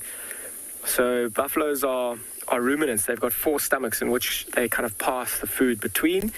And while they're taking it a bit easy during the heat of the day, they will lie down, conserve energy, and in fact ruminate, pass this a ball of cud that they're chewing now, that's what they call it, and they'll essentially pass it through different stomachs, trying to absorb as much of the nutrients as they possibly can from the grass that they feed on. And these look like quite older bulls. I mean, most of them are beyond their breeding time, and I wonder if they haven't kind of just latched off of a herd that has moved through here in the past few days, found a good place to feed. There's water around, and you'll see as they start to get older, they get out-competed by the younger and stronger bulls. And they also start to get a bit older, and they can't move nearly as quickly. And a buffalo herd can move an incredible distance, and they're pretty much permanently moving. They may spend a few hours during the day or even in the evenings resting. But it can be tricky for the older ones to keep up, and they'll kind of lag behind and find a place where there's lots of food and lots of water, where they don't have to walk too far, particularly once they have been out-competed and no longer are able to really breed. So these guys, I mean, this is a big bull in front of us here. Look at how big his horns are, particularly that place in the middle on the top of his head. Almost looks like an old school wig on his head. Thick horns, lots of bone, and that'll be there to protect his skull when fighting. And when they fight, they'll bash their heads together and try and be as stronger than the other one and try and dominate it by pushing it and showing just how strong this one is. And if they didn't have this big, what we call a boss on the top of their heads, that would in fact crack their skulls. But having that extra protection goes a long way to protecting them. And the bigger the bull, often the bigger the boss, the stronger it is and the harder it can hit without injuring itself. I mean, these bulls are lying right down in the grass. For such a big animal, it's very camouflaged in the long grass. This one closest to us as well, he's not even really bothering about the insects, although I'm sure it's driving him mad. The other ones are all flicking their ears and their tails. You'll often see certain birds flying around here, oxpeckers on their backs, or even some other birds kind of picking off the insects. So I'm quickly going to send you back to Tristan. It sounds like those elephants have gone for a swim. That's a real spectacle to witness.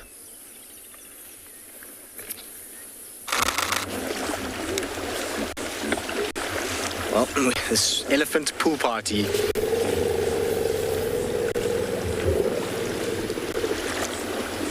is in full effect. It is a whole bunch of ellies just swimming all over the place at this stage. There's hippos involved that are being chased by the elephants. There's females that are groaning and grunting. It's just the most joyful sight, watching everybody having the best time on a hot afternoon. I must admit I'm a little jealous of them, that's for sure. What's also interesting is it seems one herd, or this grouping that we've got here, is actually breaking off the other herd and moving on in their own direction. The rest of them have gone east, and this grouping that's still playing here looks like they're going to start heading more west at this stage, which is strange. Normally when elephants arrive together, they normally stay together. But I'm going to keep quiet because the splashing is just so good.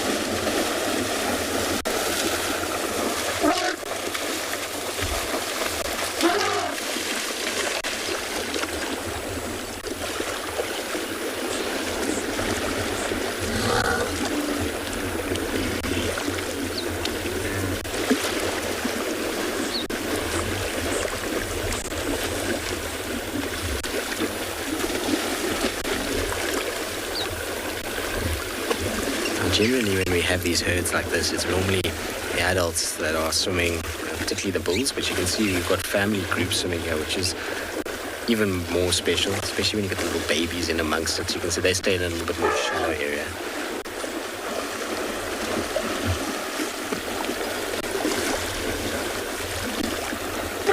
Not look like they're having the absolute best time. We've got a temper tantrum happening in front of us as well. There's one elephant in front of us that's having an absolute temper tantrum because the rest of his herd is leaving, and I don't think he wants to leave. Joy, you say it's great to hear all the splashing. Really nice, isn't it? So there's our temper tantrum Ellie.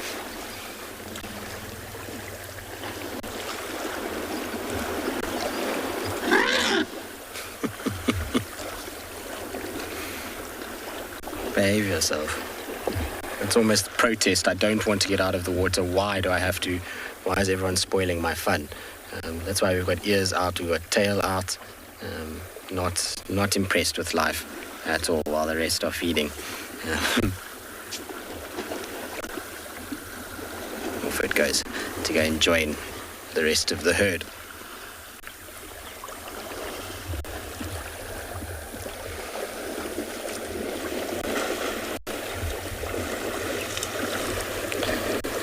Claudia, the trumpet sound is coming from the trunk. It's air that is pushed through the trunk itself, which produces that high-pitched trumpet.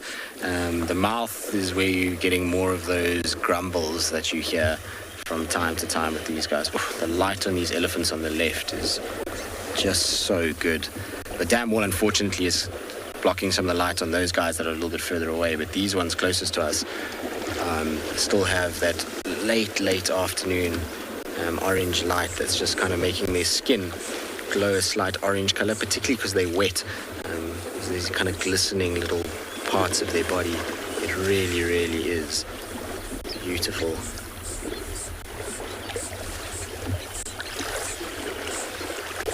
Seems like everyone's calming down a little bit. We're not so frantic in terms of swimming now.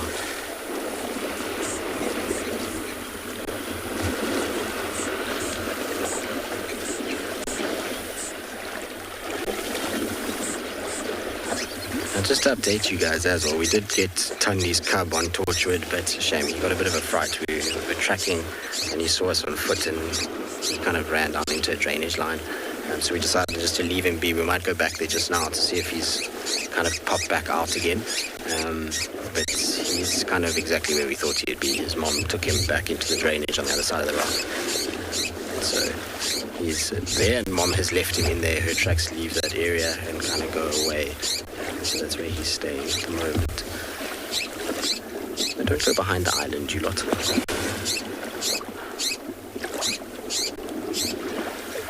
Hippo yawn, just to top things off, just to make it as good as one could get. Between the Ellies, we now have hippos as well. But no leucistic elephant either, by the way. I did check all of them now.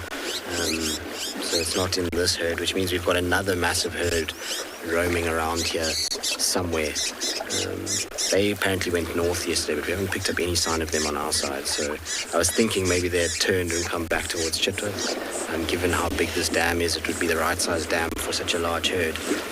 There's no sign of a leucistic anywhere in this grouping. This is one of the absolute best parts of Chitwa. It's why I always enjoy coming here late afternoon, is that this is what can sometimes happen, particularly when it's a hot afternoon. You find the Ellies and come in here and they just can't help themselves. It's when they see this massive body of water. I mean, I would be the same if I was an Ellie and it had been a hot day. I would also want to get around. Now, I'm going to go forward a little bit for you because it's pretty tricky to get those Ellies from where we are. So I'm going to try and just turn us a little bit.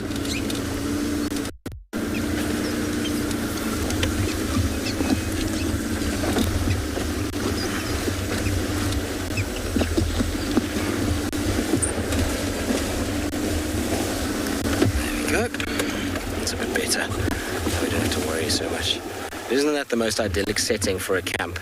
Imagine being sitting there and this is just kind of what happens in front of you all day long. some days, if you get hot weather just before the rains, sometimes the elephants can just be a constant stream through this waterhole, and bulls will sometimes swim for 3-4 hours, and they're around the water, and they just have the best time splashing and chasing one another, and generally just doing what bull elephants do. It's a pleasure to sometimes just sit at the camp and enjoy what goes on.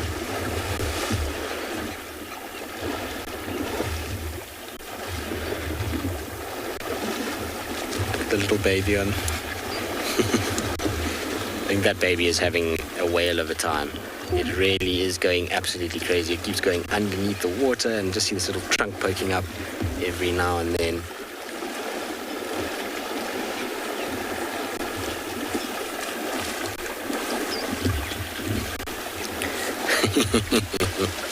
Cactus Jack, can you imagine if we gave this lot a beach ball, the chaos that would ensue? There would be balls thrown around all over the place. Hippos would get involved. It would just become an absolute mess. That's for sure. You'll see that this area is actually not as deep as it looks. If you watch them walking, you can see it kind of goes from island to island, and then there's a little channel in between, but it's actually not that deep. Scarily though, in November of last year, the water was on the other side of these elephants. That was where the edge of the water was. So it's filled up a lot in the last while. No boy, why are you being naughty? It's epic though.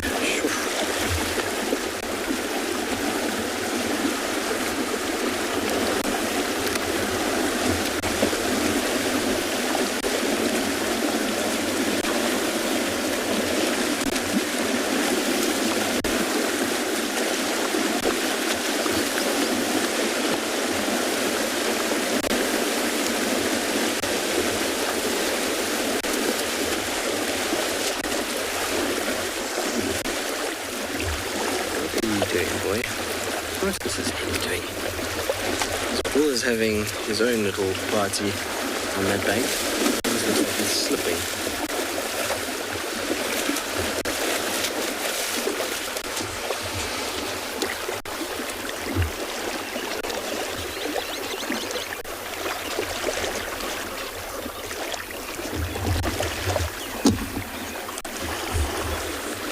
Those sounds, just incredible.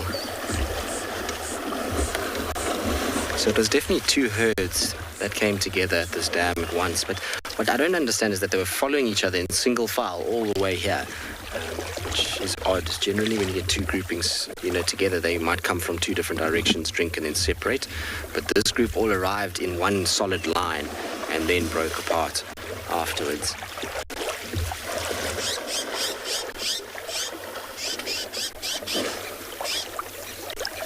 It's a decent-sized Ellie bull, though. That guy over there. I was saying there wasn't too many big Ellies around, but he was the one that came last, following the herd. Alright, well, wasn't that just absolutely magical? Alright, we might head back up towards where we last saw Tandy's cub. Hopefully we'll be able to pick him up again, and hopefully we'll be able to find some signal too.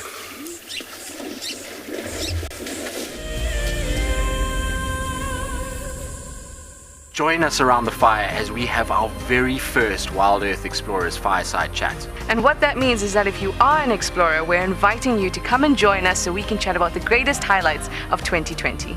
We will be chatting about our favorite characters and what they have been up to during the course of this year.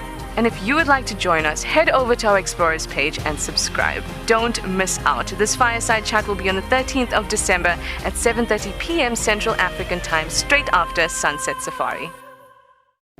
An ever-increasing part of the global population is losing its connection with nature. Wild Earth is here to reduce people's stress and anxiety, allowing you to escape into nature even just for a few hours a day. However, Wild Earth is expensive to run, and we need help from you to keep this ship going. Wild Earth Explorers gives you the opportunity to be part of a program that supports the sharing of nature with the world. My name is James Hendry, and I work here at Djuma Private Game Reserve in the Sabi Sands on the western fringes of the Greater Kruger National Park. My favorite part of getting questions from viewers is that we get to have long and varied discussions about all sorts of different aspects of nature. Because our audience comes from all over the world, it's very special to have different perspectives from everywhere. If you want to submit a question on Wild Earth, you need to register on our website. Once registered, go to the Live Safari page and submit your question beneath the live feed. This is Rusty. He's my favorite vehicle, and we've been through all the good times here in the bush. Now, if you feel a connection to Djuma Game Reserve like I do, then we have a fantastic opportunity for you. You can have your name engraved on a brushed metal plaque just like this one, and we will attach it to Rusty so you can always be with us on safari in spirit. We will even send you a digital photograph once your plaque is mounted on Rusty. Spaces are limited, so grab your spot now.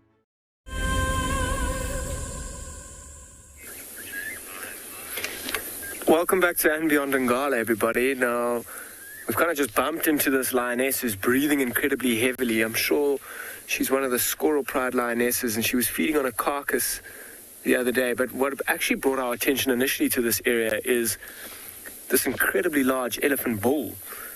I mean, have a look how close they are to one another, and look how big and majestic this guy is. He's got beautiful tusks. Just taking advantage of this open area and the soft grass. Huge tusks on his own, very chilled as well. He's kind of moving around. I'm actually super interested to see what he certainly knows there's actually two lionesses here. The one's behind us now lying in the thick grass. She was up earlier, and the elephant did show a little bit of interest towards her, but nothing too aggressive. And I mean, elephants can often be incredibly aggressive towards lions. But at that distance, like we just saw the lioness, she's probably around 35 meters away from the elephant. They've both got really good eyes on one another. I mean, the lioness is certainly not going to try and take this big elephant down. She's risking way too much by trying to take him down in terms of an injury which will potentially end her life. Look at how full that tummy is. Look how quickly she's breathing as well. It's going to put a lot of pressure on her diaphragm, breathing quickly, trying to get as much oxygen as she can into there. Also by allowing her digestive system to digest it slightly quicker when she breathes like that. It almost speeds it up, allowing her to feed on more if there's anything left. I don't think there's anything left on this carcass. There was pretty much nothing left on it yesterday.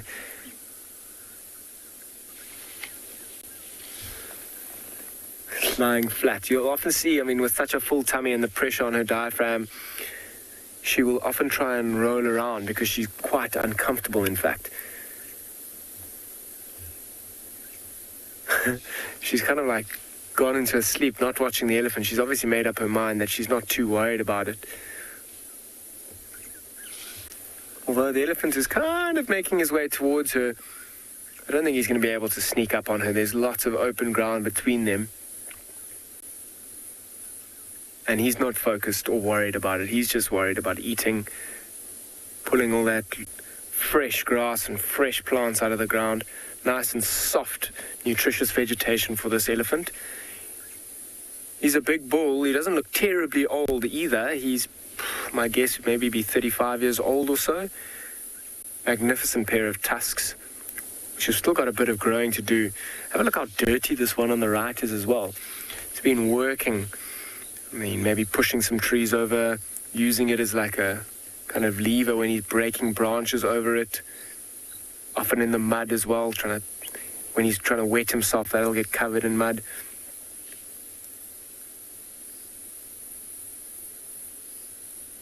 See how he just put his trunk up like that? He was kind of smelling. How's the lighting as well? Isn't it stunning? So this other lioness, I just want to try, it might be difficult for BK to get. I just want to go a little bit forward here. She's up and she's kind of moving around. How's that, BK? Better. Up and moving around. She's watching very carefully. She's quite a bit younger. See how heavily she's breathing as well. Also got a very full tummy. Listen to her calling. Look at the blood on her face as well. I'm sure that blood will be cleaned up in the next few hours.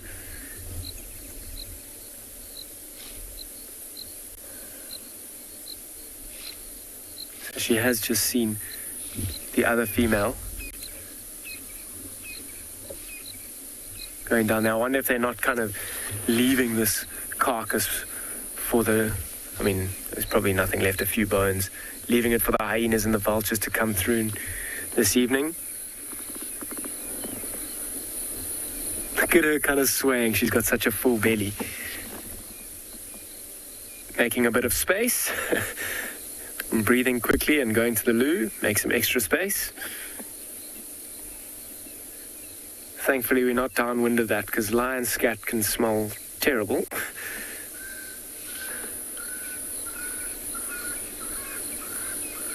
Not too worried about who's watching, huh?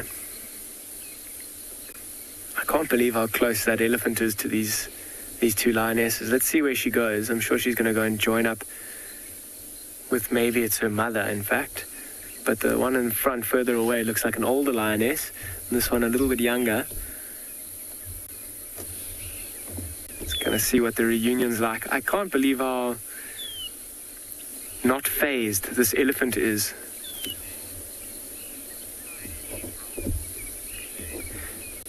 Pile, what pride is she from? These two lionesses are from the Squirrel Pride, which comes in from our eastern side. They spend most of their time in the Kruger Park.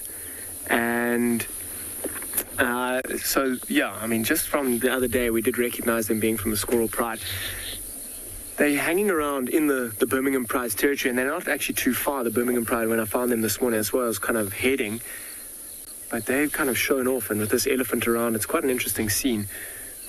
I wonder if they're not going to be going back into the Kruger Park this afternoon or this evening.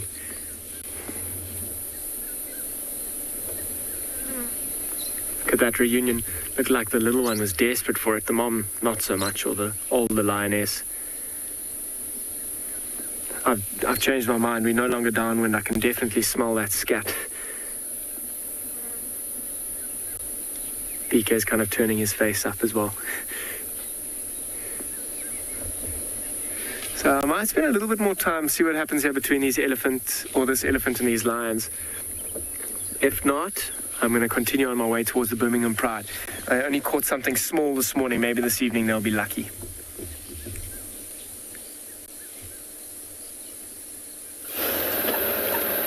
We've managed to relocate Tingana, which is always delightful. I'm just trying to get into position.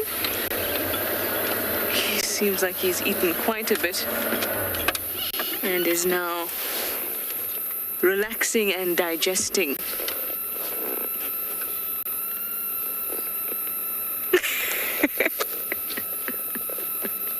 Look at that tail. Perfect pose.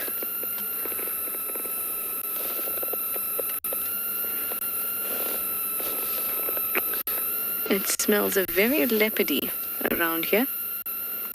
I wonder why. His meal is finished. He's just moved a little bit from the tree. Oh, a couple 100 meters from the tree that he had the kill in this morning. Always worth a check, just in case they're lazing around. Even if the kill is finished in London, we got lucky with that same thought today.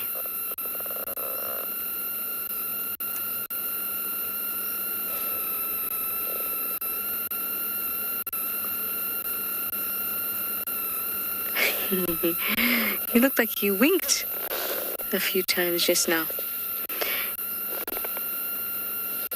He is just relaxing like leopards do at this time, at least if they're full. But at Pinda, there's exciting things going on with another type of big cat.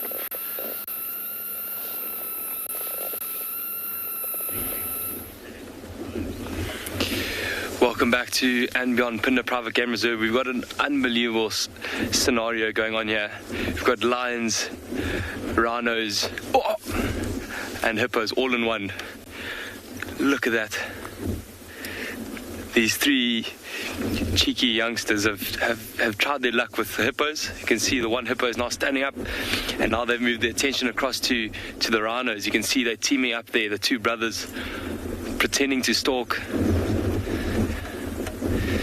practicing.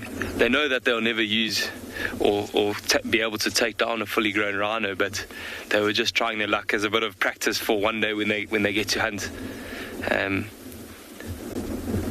This one hippo and this lion have locked eyes. They're not taking eyes off each other.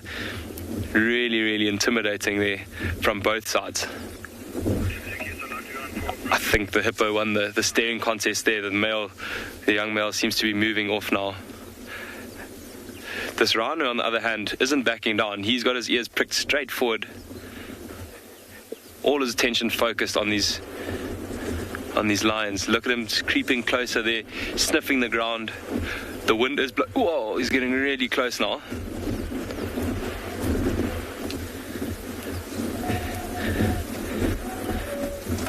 And these lions seem all bark, no bite. They're a little bit nervous of what's going on. I would be as well.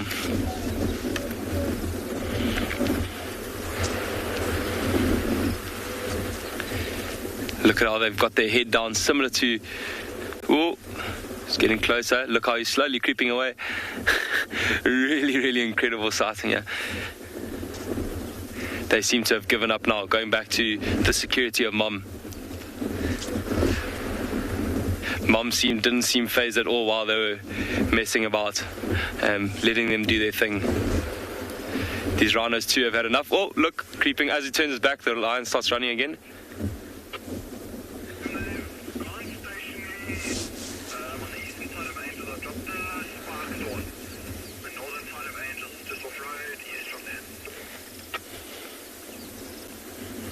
Really, really incredible to see. The rhino's not really too phased by the lion now. It's got his ears still pricked backwards focused on them, just to make sure that they're not messing about, but seems to be carrying on with what they were doing. But the lion, on the other hand, has got other ideas. He's trying to stalk again.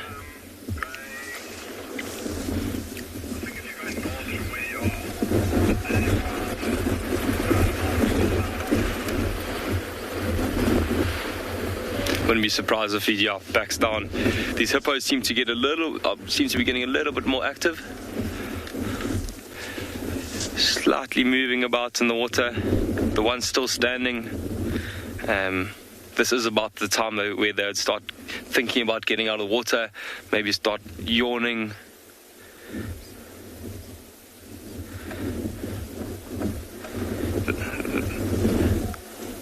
The one closer to us doesn't seem too interested in getting out yet. Eyes are half closed.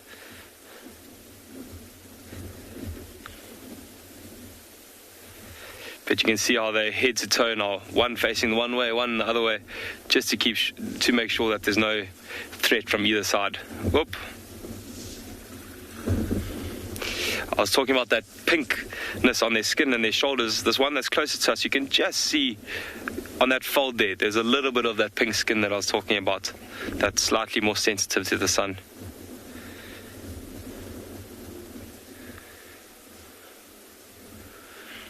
It's cooling down nicely now. I'm really hoping that these lions start to get a little bit more active, possibly start heading out to look for something to hunt. They have been grooming themselves and yawning and stretching a little bit, so these are all good signs that they might be getting moving soon. You can see the one that's closest to the road there. He's still licking the blood off his paw. He made light work of that young warthog.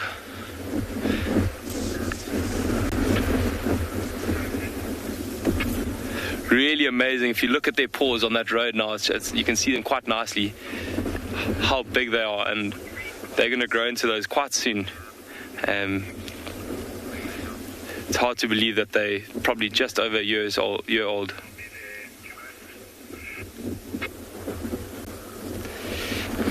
But I don't know if Glenn can just show you the scene now where the sun's just set right behind them, that beautiful mountain range with that little bit of pink coming through those clouds there.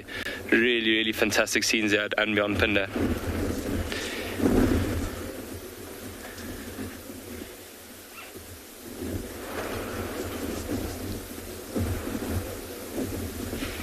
That young lion still trying his luck now. He's going to go for a little trot.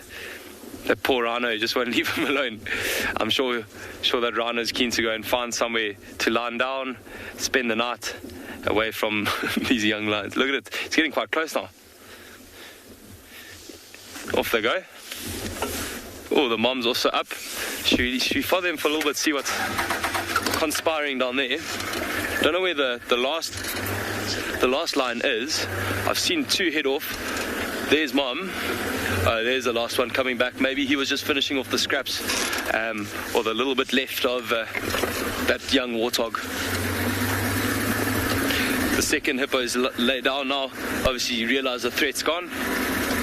Oh, look at them two playing there.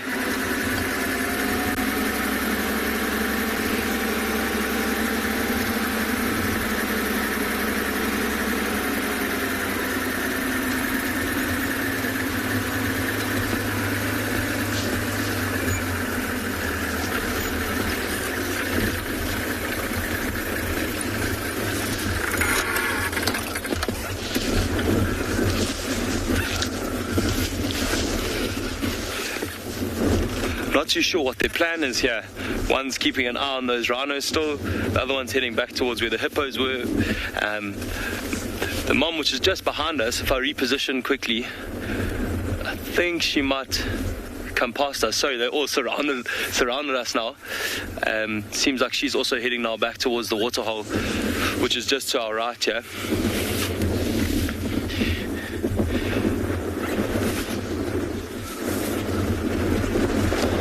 There she is, right next to our vehicle. The wind is picking up properly here, cooling things down. So obviously it might assist them with hunting, because the prey species will be a little bit, their hearing will be a bit dulled, would be really hard to pick up any scent as well.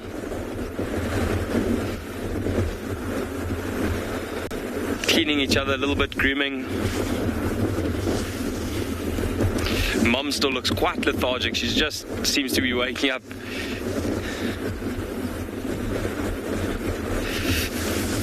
I'm going to reposition a little bit.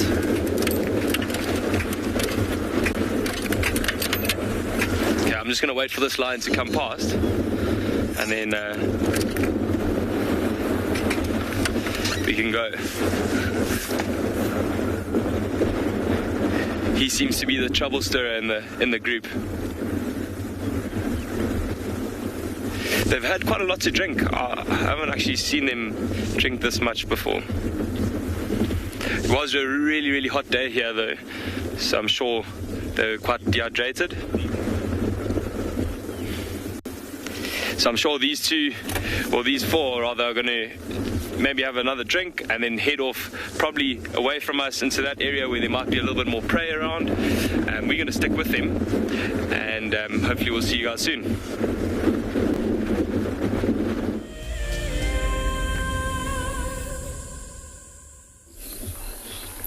Thanks, Pete. From lions to lions, we've decided to come to where we left the Birmingham Pride this morning, and they are exactly in the same place, a couple of heads up.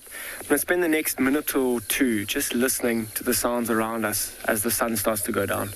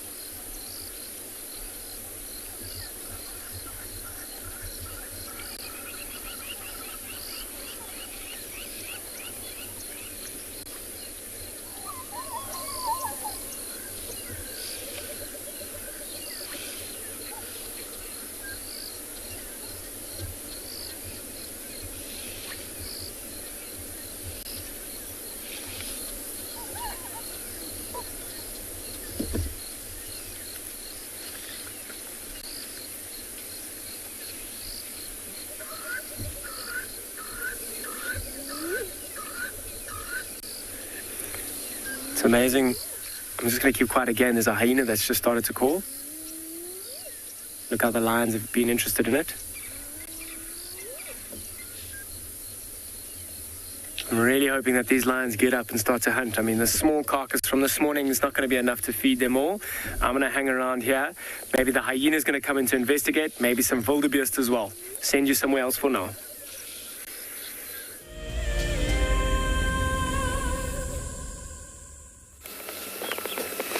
Tingana sprinted. You saw just when you left us, he started to get up and walk, and then he just sprinted in a southerly direction, and then just flopped over and just is now lying down. He looked so intentful.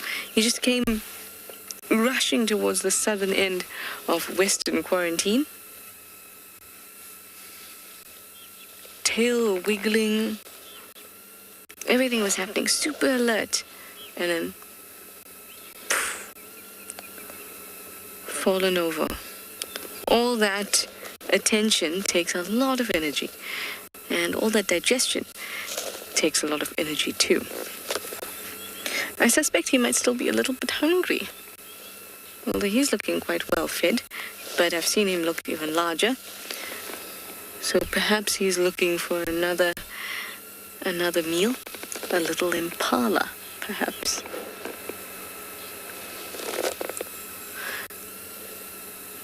There's some males impala rams having a go at each other not far away in quarantine. Maybe that's what got his attention. But it didn't look like that. It looked like he had seen or heard or smelt another leopard. It was that kind of attention. It wasn't the calculated stalking. It was full run. You know, when they would do that bouncy kind of trot. And then he got you, and that was it. At least he provided me with some excitement at the potential of somebody else being around. I thought maybe Tlalamba might be around.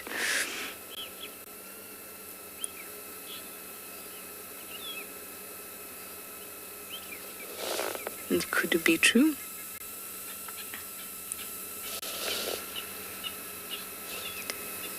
He is very, very, very flat, and I don't think he's going to be doing much more for the evening. Maybe taking a bit of a walk, maybe going to have a drink.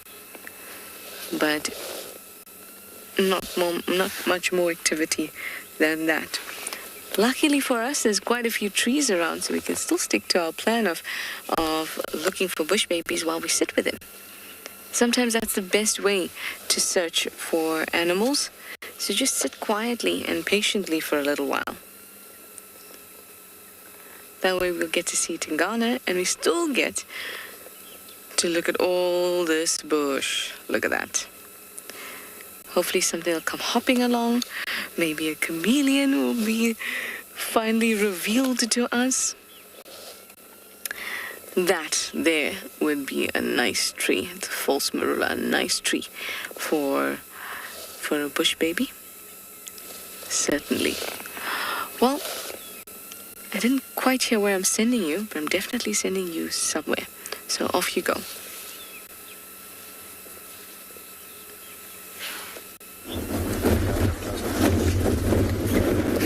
Trish, that's bang on. That's completely true. Often you just got to sit still and listen to your surroundings, which is really important and quite a helpful tool in the bush, actually. We still here at Anbion Private Game Reserve with these lions. The one actually just picked up a little bit of elephant dung and walked away with it, almost to show Mom, hey, I've also got some food, look what I can do. But they've just moved on a little bit up ahead. The one seems to be coming up ahead a little bit, straight towards us. Let's see if he possibly comes and stalks his brother. Once again, just those hunting instincts, practicing those. But when Mom walked off in the direction that we were talking about, she definitely lifted her nose, smelled something, and then now she's just gone down and laid down just up ahead. You can see all the ears are pricked, facing exactly that direction. So it'll be interesting to see if they did pick up on a scent of something.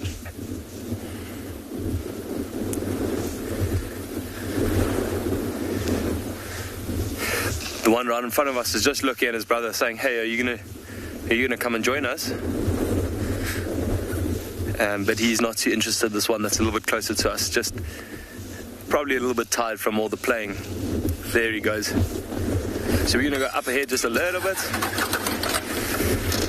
See the interaction once again. Even though they've just been together, they might walk up together, greet one another once again.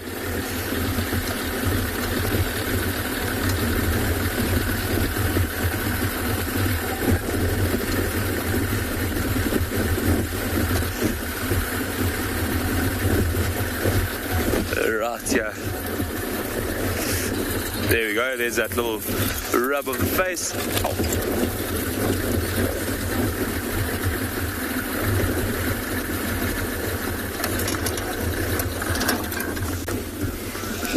Go cuddle up against mum. I think this wind is also quite cooling on their body, so they're probably going to huddle up a little bit closer now just to keep warm before they start moving. Mum is still panting quite a bit.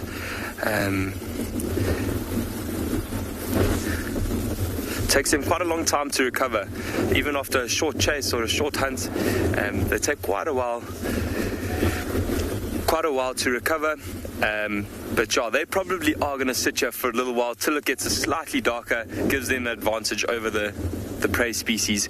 But I've heard that Dan has some lions at Ngala as well, so that's quite exciting. Enjoy that.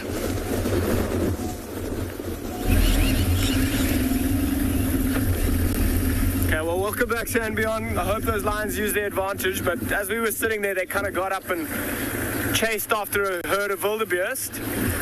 Let's see, look at them in front of us. There they go. Whoop. A couple of them in front of us here. Two of them have just stopped. Listening, I wonder, there's one in the far distance there. They've kind of spread out as well. Listen to the noises.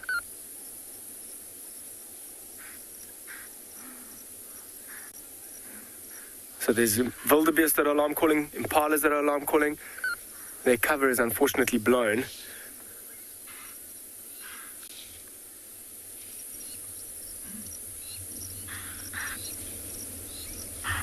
They're still going though, hey? I mean, I wonder if there are not a few more lions that have kind of looped around to the right-hand side. I'm just going to try and put myself in a spot where I can see the wildebeest as well as the lions. And try and see if we can't find the best spot. If they don't come right with this hunt. It's amazing. They've left the younger ones behind, actually. Particularly in an open area here where there's not that much cover. It can be quite tricky. The younger ones will blow the cover, although their cover is blown anyway now with the wildebeest alarm calling so much. Yo, there's just a cloud of dust. And that wildebeest has now run away as well, unfortunately. Just a huge cloud of dust on our left-hand side from where that herd of wildebeest ran off from. Okay, I can't see the wildebeest. They seem to have also made their way away. Let's see if I can't find the rest of these lions.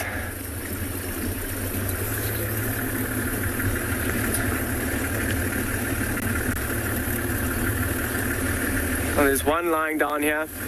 There's one right in front of us. Let's do this.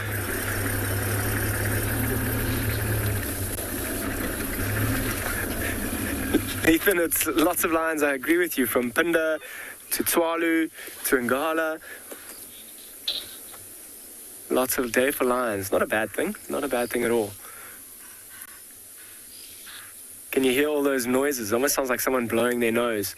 There's the impalas and wildebeest shouting to everyone around that they are lions, or at least a predator.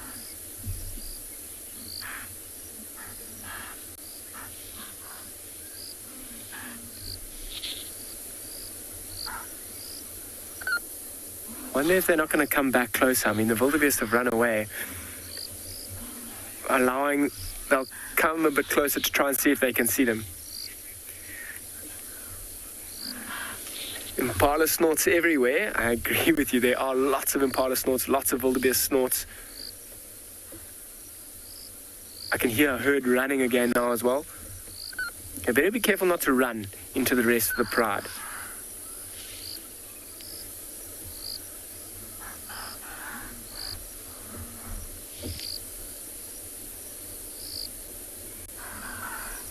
Just going to stop and listen to those snorts. It's quite amazing, actually.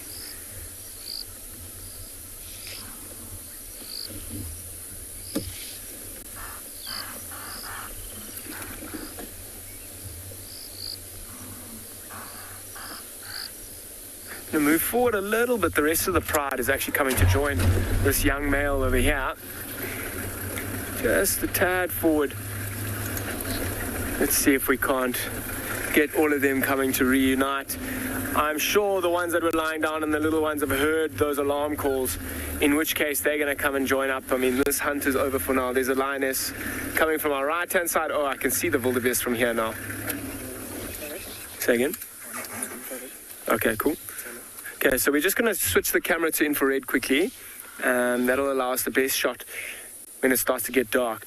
But have a look at this line. Look at the wildebeest in the background. This is one of the older lionesses. She must have been leading the hunt and even ahead of me. And that's what all those wildebeest are shotting at. Look at them staring right at her. There's a zebra in the back there as well. A couple of them.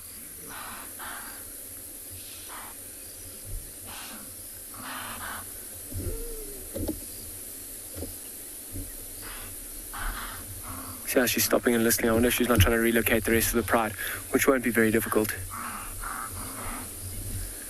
Look at how all those wildebeest, zebra, impala have kind of joined up together to fight this lion off. Push her away.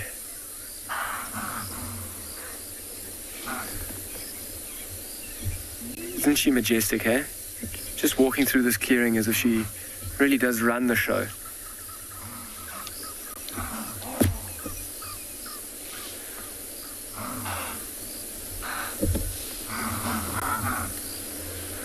I'm sure they're going to have to try and move around. They may even try for this herd again. Maybe wait a little bit, give them a bit of time to settle down again. Lions kind of regroup. Maybe they'll come up with a better strategy this time. Loop around. Although they did catch a wildebeest here this morning, I didn't see it happening. I just saw them feeding on what looked like a wildebeest leg. Didn't last very long at all. So this evening, once again, they're hungry. And because there's so many lions in this pride, they pretty much have to try and eat every day. Even a wildebeest isn't going to be sufficient to feed everyone.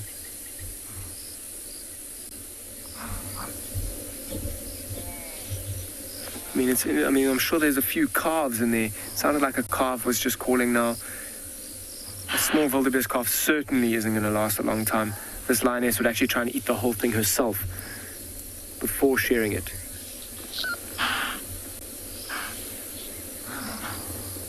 You'll see a few of these impalas and things will come a lot closer now that she's kind of laid down. There are a few bushes in between to try and make sure that they've always got eyes on her. If you can see the danger, it's less of a threat, particularly if you can keep the distance. And I mean, these animals, particularly the wildebeest and the impalas, are incredibly athletic and fit. And the lion really needs to get super close before they'll be able to be successful with it. Well, I'm going to spend a bit more time with this Birmingham pride in the hope that they get up and maybe try and re-strategize this hunt. In the meantime, I'll send you to another live location.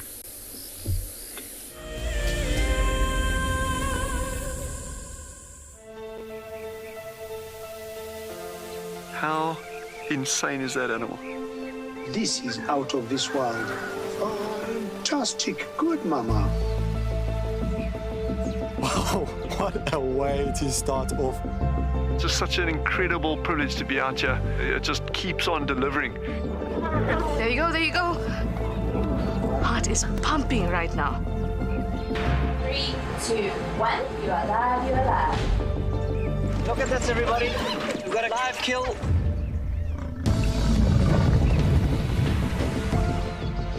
The cock's holding the tail. It's holding tight. Lucky wildebeest.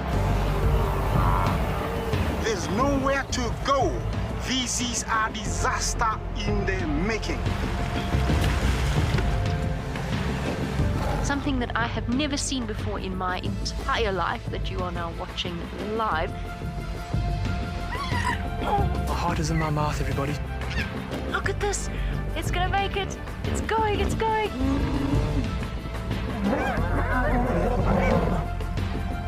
This is just too magical. Hi, little guys. That's great, isn't it? Look at that. Scuba Steve has got a friend. You've got a friend in me. It couldn't be a better morning. This is just too special. Oh my goodness, we've got a turtle. How epic is the fact that we're coming to you live from the Chobe River? It's the most incredible feeling to be here. This is live, and we're in Rwanda. This is a very, very different adventure, charged with emotion. I did not think I would ever face my fears like this.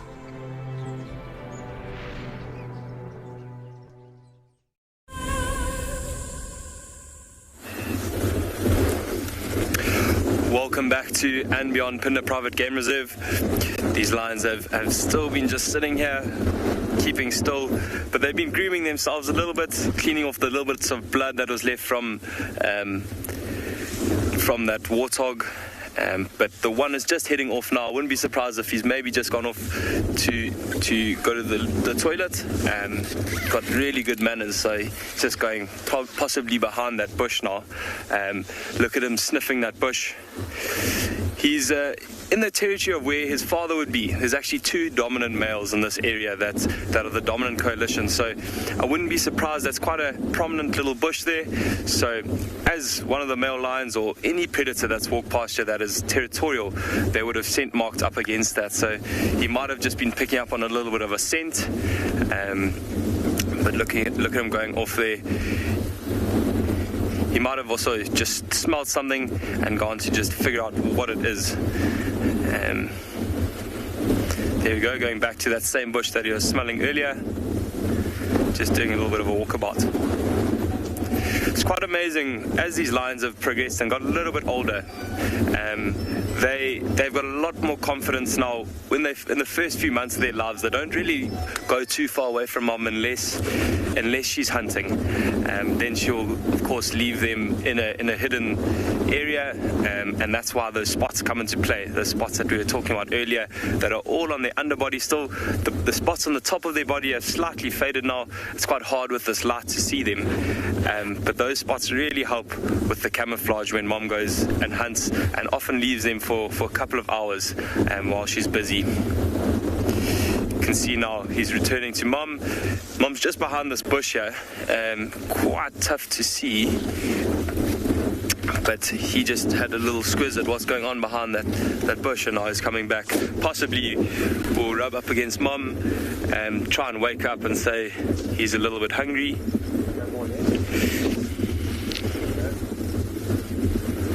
No, she's not interested. So now he's returning back to his brothers that are just keeping an eye on him. It's quite beautiful, that pose that they're sitting up. Oh, look at that. Nice little cuddle. But you can tell that they're quite keen to get moving. They're not really interested in lying around anymore. This one that's slightly closer to us is still grooming. Licking his paws. Earlier he was biting off little blackjacks, which are little seeds from plants that stick to their fur, which obviously irritates them if it gets in between their toes. Yeah, nice big yawn. Really, really serious look on their face at the moment, unlike what we saw earlier when they're interacting with those hippos and rhinos.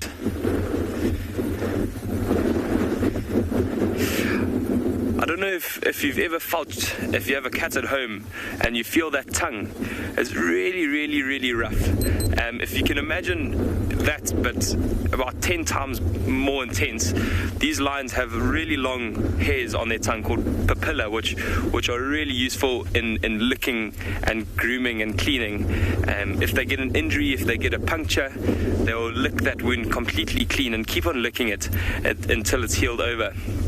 It's almost like a comb. If you take like a steel brush or something, it feels quite similar to that.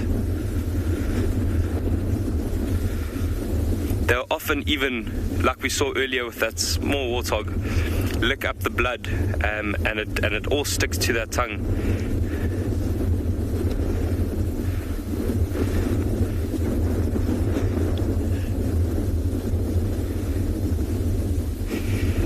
That lion just to the left is just focused on those. There's some more rhino that have just come down to drink at that same waterhole right by, and yeah, he's just focused there, not showing really any intent, but just keeping his focus on. But I hear Dan has got some interesting lion action going on, so yeah, enjoy that. Yeah, FM, keep coming west from the last position. Welcome back, everybody. And so the rest of the pride has just kind of settled down at the back. I mean, a lot of the youngsters that weren't really involved in that hunt were at the back initially. And one or two of the older lionesses have come to join up with them again. They seem to be very relaxed, particularly from that action pack that we just witnessed. I'm sure these younger ones were waiting on the backs, just watching, really hoping that one of the older lionesses caught something. Because although they did eat something this morning, didn't fool many of them up. I think with the presence of those two males that were there this morning, they probably would have taken most of the carcass. Look at the eyes reflection. There's one lying in between these two that are sitting up. It's almost like he's winking at us. That young white male. And the one in the back is just watching. Wonder if he's working on his wink. Communicating with all of us.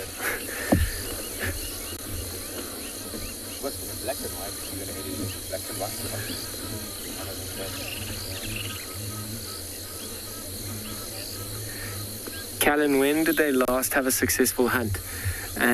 This morning, in fact. When we found them this morning, they were busy feeding on the remains of a wildebeest carcass, but because there's so many of them, they will eat it very, very, very quickly. There was just one leg bone left this morning. So I'm sure this evening, particularly with the presence of all this game around, the wildebeest, the impalas, the zebras, that they will try and hunt again. Although it's not easy. It's really tricky being a predator archer. It's not easy to catch anything. Have a look at all those flies on the front of this lioness's face. That looks hell of uncomfortable.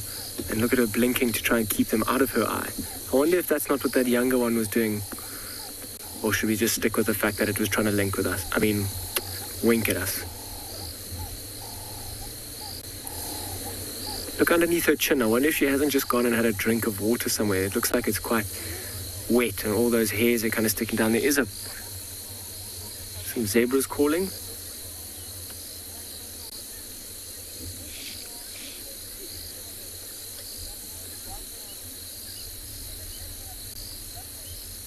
But yeah, I mean, from hero to zero very quickly in terms of excitement with these lions. They were all up and running around and chasing, and now they're down, but listening. Hey, look at how all those ears are pointing, and particularly when those zebras were calling, I don't know if you heard them, behind us. All their ears kind of poked towards there, just watching and listening, trying to see if maybe one of the older lionesses who was on the hunt isn't getting close to those zebra again and might need a bit of backup.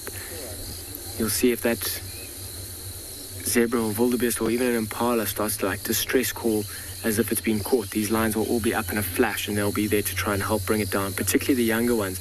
A real good time for them to learn, particularly while mom's got a good grip on the back of an animal. The younger ones may try and jump on, and although in the first few years of their lives they might be a little bit useless, but even that extra weight is important to bringing something down. And great skills to develop and learn, particularly when you're watching mom and watch how she jumps from the back, and if they do go to maybe the front, maybe try and put their mouth over the animal's nose to try and suffocate it, or around the throat, or sometimes they'll even just eat it alive. Particularly bigger, stronger animals like buffalo, where the front end of the buffalo is the dangerous part where you really don't want to be. The horns, they'll often try and just eat it alive without risking an injury by hanging around the head or the face too much.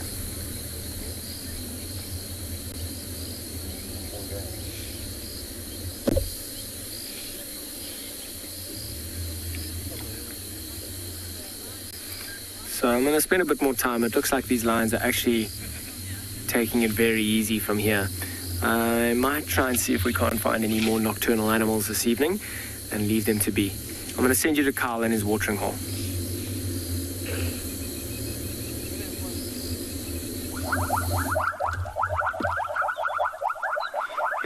Spooky lions. We were sitting here about a half an hour ago, and we had a lioness at this very waterhole, and myself and Owen took a careful look at her mammary glands, and she was lactating. So we followed her, and unfortunately this mountain, as beautiful as it is a major obstruction. We located her and her 3 brand new little cubbies, around about 3.5, 4 months old, not brand new, but still very exciting to track that female from here and actually find her and her 3 new little additions. But we've come back to this beautiful and almost very like peace, it's like serenity at the moment.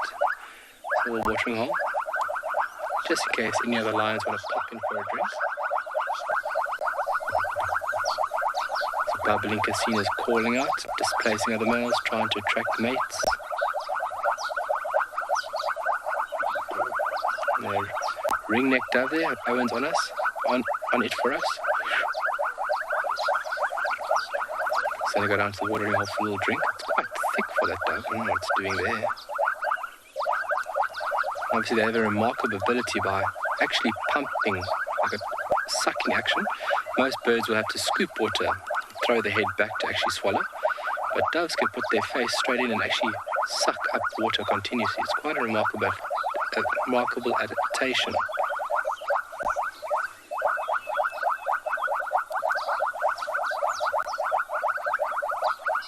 It's sun nearly on the horizon. Oh, the sound! That sound in the background is made by amphibian. And specific species would be a bubbling casino. And these are males trying to attract the opposite sex. So if you look at frogs and their calls and how they produce them is quite remarkable.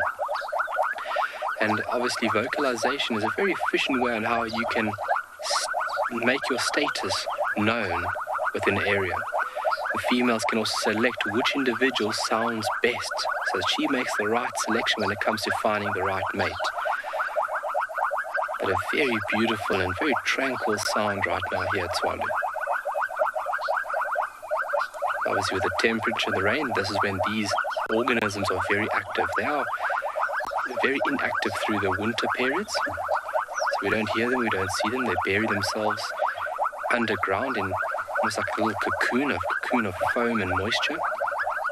And they survive that very harsh period until the favorable times like now, where they'll be actively calling and reproducing.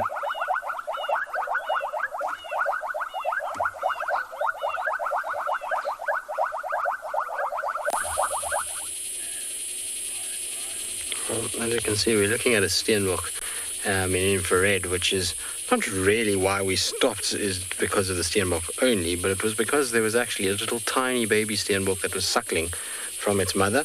And it's something you don't see a lot of. Baby steenbok generally are quite shy.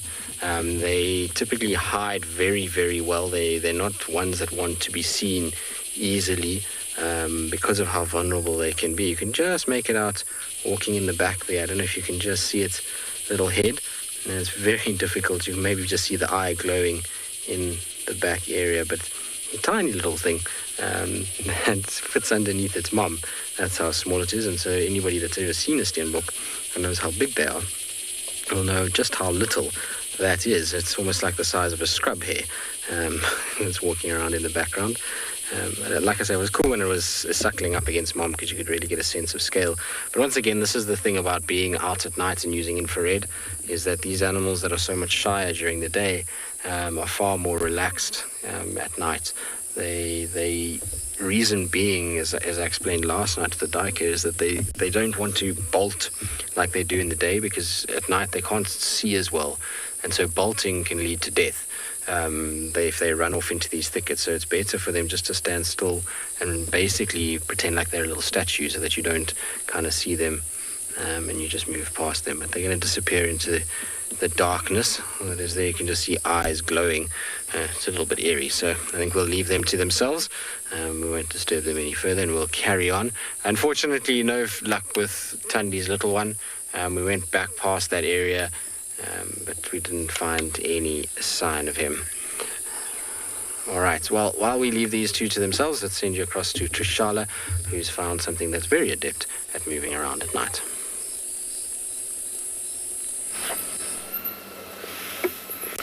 We've managed to find one of those nighttime critters, a pearl-spotted owlet.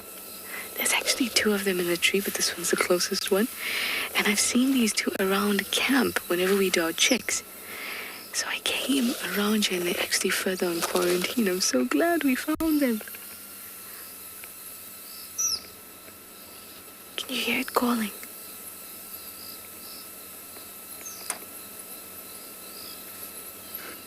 That's not the distinctive call you're used to, but maybe if we sit with them, they will do the call for us.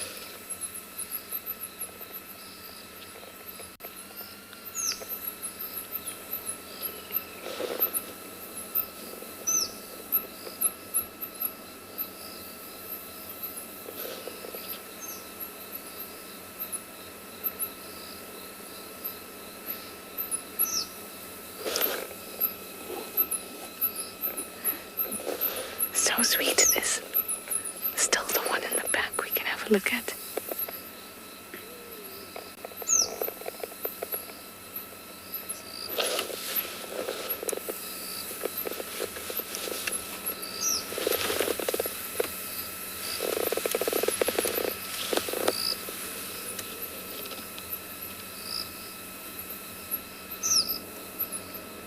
These guys are tiny, about 75 grams or so.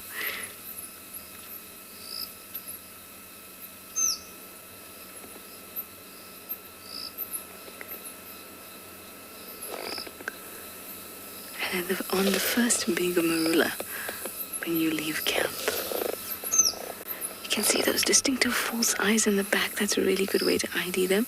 Look at that.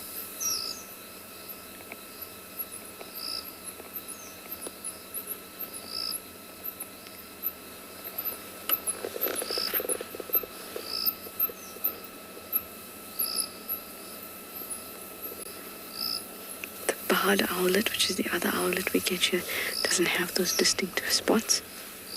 Apart from the fact that they look quite different, but that's a really easy and obvious way to tell them apart.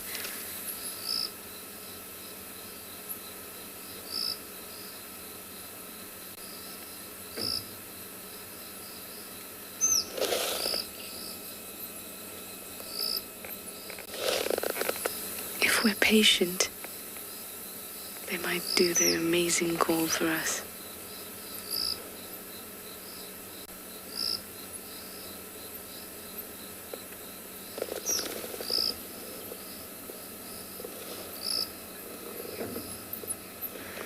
JP, you'd like to know if all owls have the two spots in the back of the head.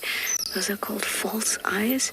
No, they don't, which is why it's a really easy way to identify the pearl-spotted owlet.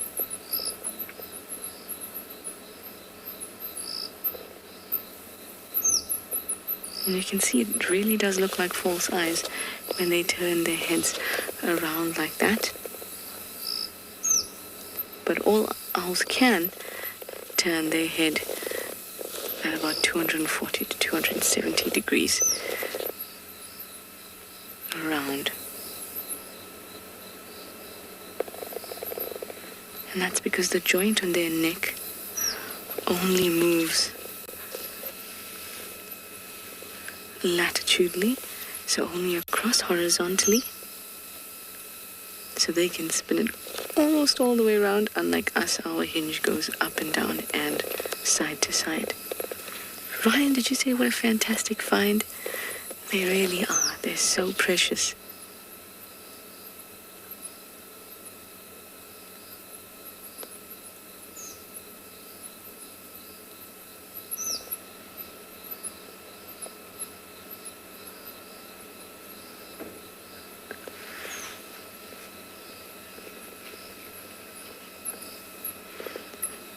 So many cool things we see around camp, and it's important to remember them. So when we go out, maybe we'll see them too. Well, Pete has a whole lot going on at the watering hole, so let's go over and see.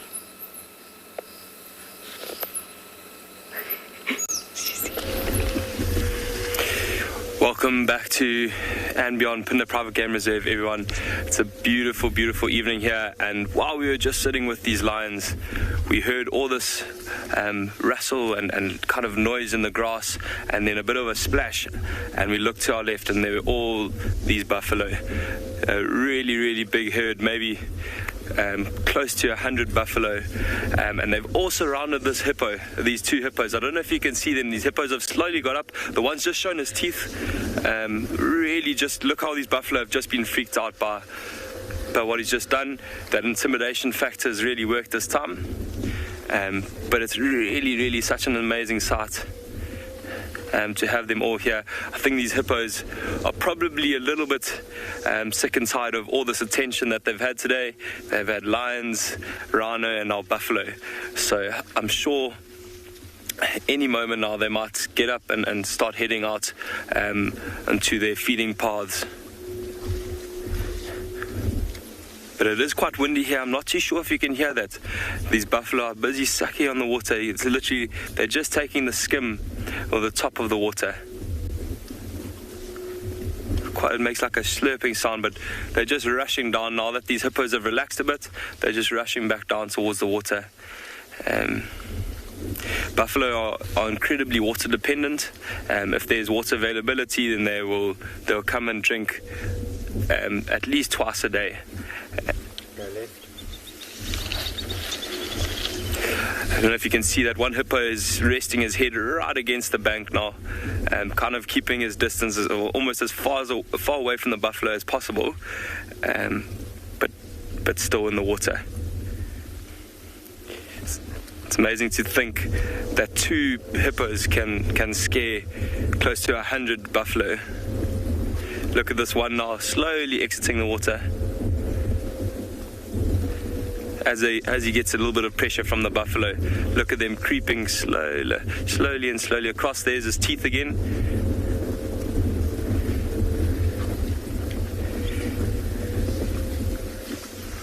What an incredible sighting. Some of these buffalo to our right haven't taken their eyes off us. They just focus right on us.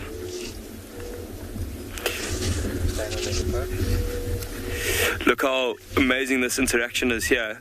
This one buffalo, it looks like, I can't see quite so clearly, but it looks to me like a young bull. His horns just look that shape. But he seems to be the one that's enticing these hippos a little bit. He's being a little bit cheeky. Look how he's lifting his head. Now he's back down a little bit as more and more buffalo join this waterhole. It's amazing to me to think how this little waterhole brings so much life and so much attraction from all over. I'm sure these buffalo would have gone out during the day, gone and found nice grazing areas, and then returned to this waterhole. They probably would have drunk here this morning and last night as well.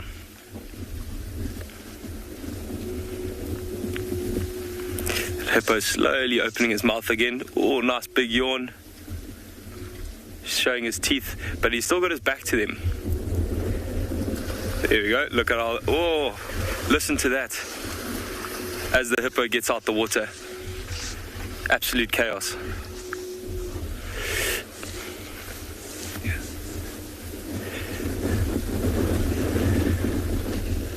These buffalo have almost lined up like they're ready to do the haka or something.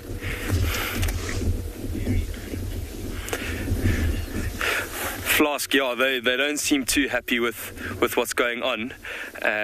Thanks for your comment. They seem to be a little bit disturbed, and I'm sure, yeah, like I said, any moment now they'll probably get out the water and out of these buffalo's way. It's just easier for everyone. It's nice and cool now, so they're not going to be too affected by the sun, and it's about the right time for them to go and feed.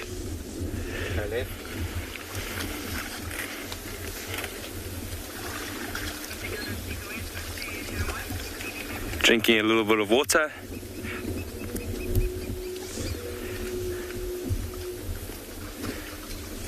Really awesome. They've formed the straight line, these buffalo have, right around us. Yeah, it's quite an amazing sighting. It's a little bit intimidating. But I'm sure the rest of them will come down and drink as soon as these hippos have moved on. And then probably go out and spend the night in quite a nice open area with a good visibility.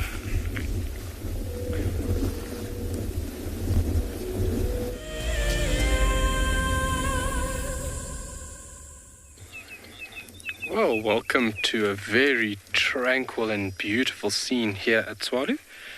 We'd just like to share this with you.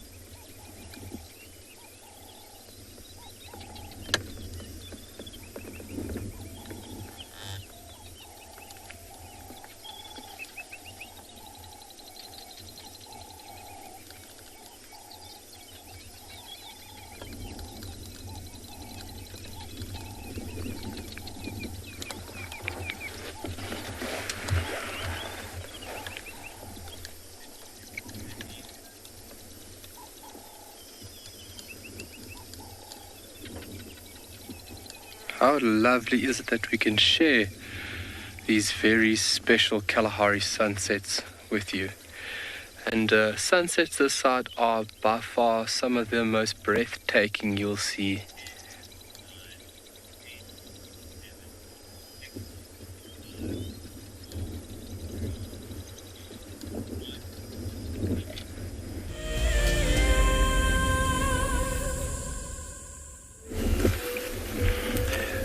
Welcome back to and Beyond Phinda Private Game Reserve. We're still here at this waterhole. Glenn and I are just admiring this absolute beautiful scenery and the situation that's going on right now.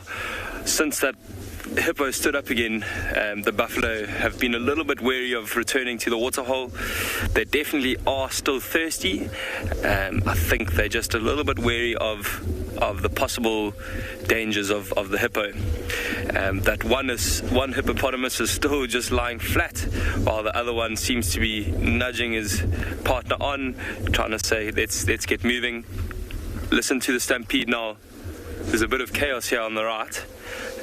Maybe one of them had picked up the scent of the lions, which are quite a distance away just behind us. If you look to our right, there's actually a white rhino as well, which may have also caused them to get a bit of a fright.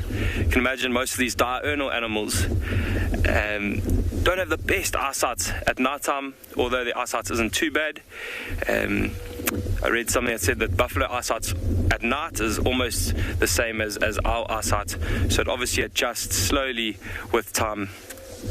So you can imagine we're struggling to see them right now, so it's probably a little bit hazy for them, even if there's a rhino quite close to them. They've given him quite a bit of distance, but they seem to slowly be moving back towards the waterhole.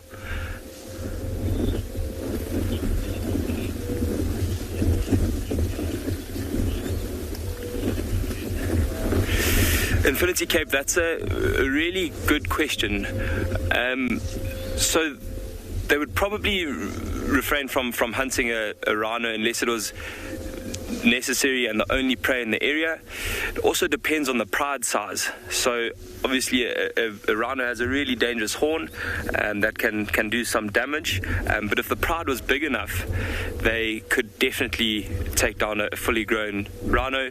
A bull would take a lot more effort. I haven't heard of it myself, but I'm sure with kind of a bit of effort and a lot of time, and they'll slowly nip away at them. They're quite a bit faster than a rhino, so they'll be able to keep up with them. There's a pride of lions in Botswana that actually hunt elephants, not fully grown elephants, but yeah, so if that pride had to come across a rhino, I'm sure they would also try their luck there.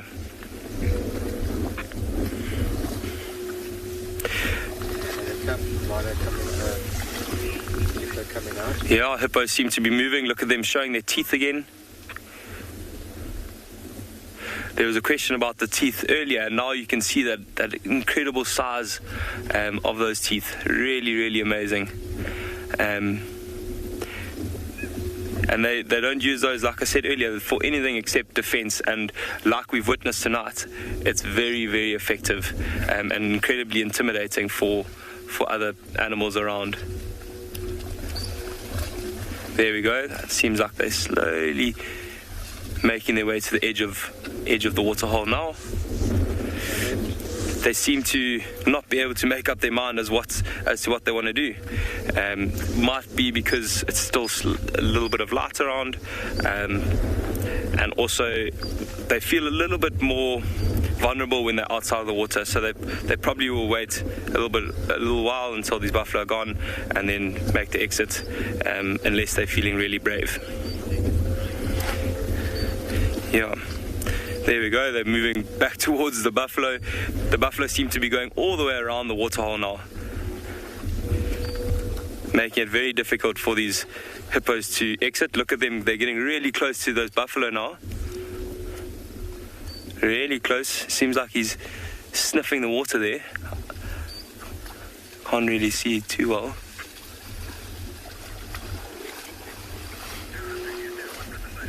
Really, really interesting sighting that's going on here. There's still a few buffalo to our right that haven't even attempted to get near the water yet.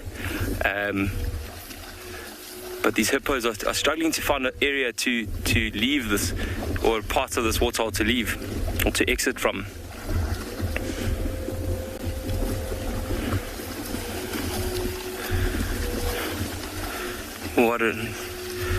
What an insane scene we have here.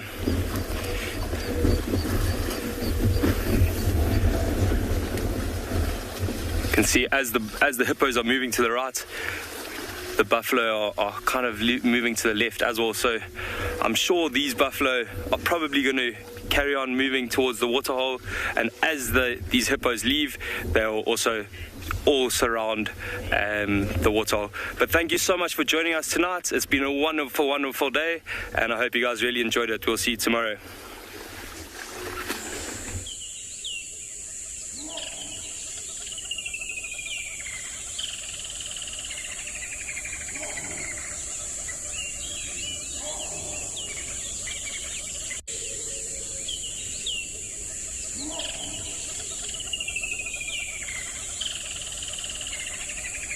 Live coverage of an African safari and may include animal kills and carcasses. Viewer discretion is advised.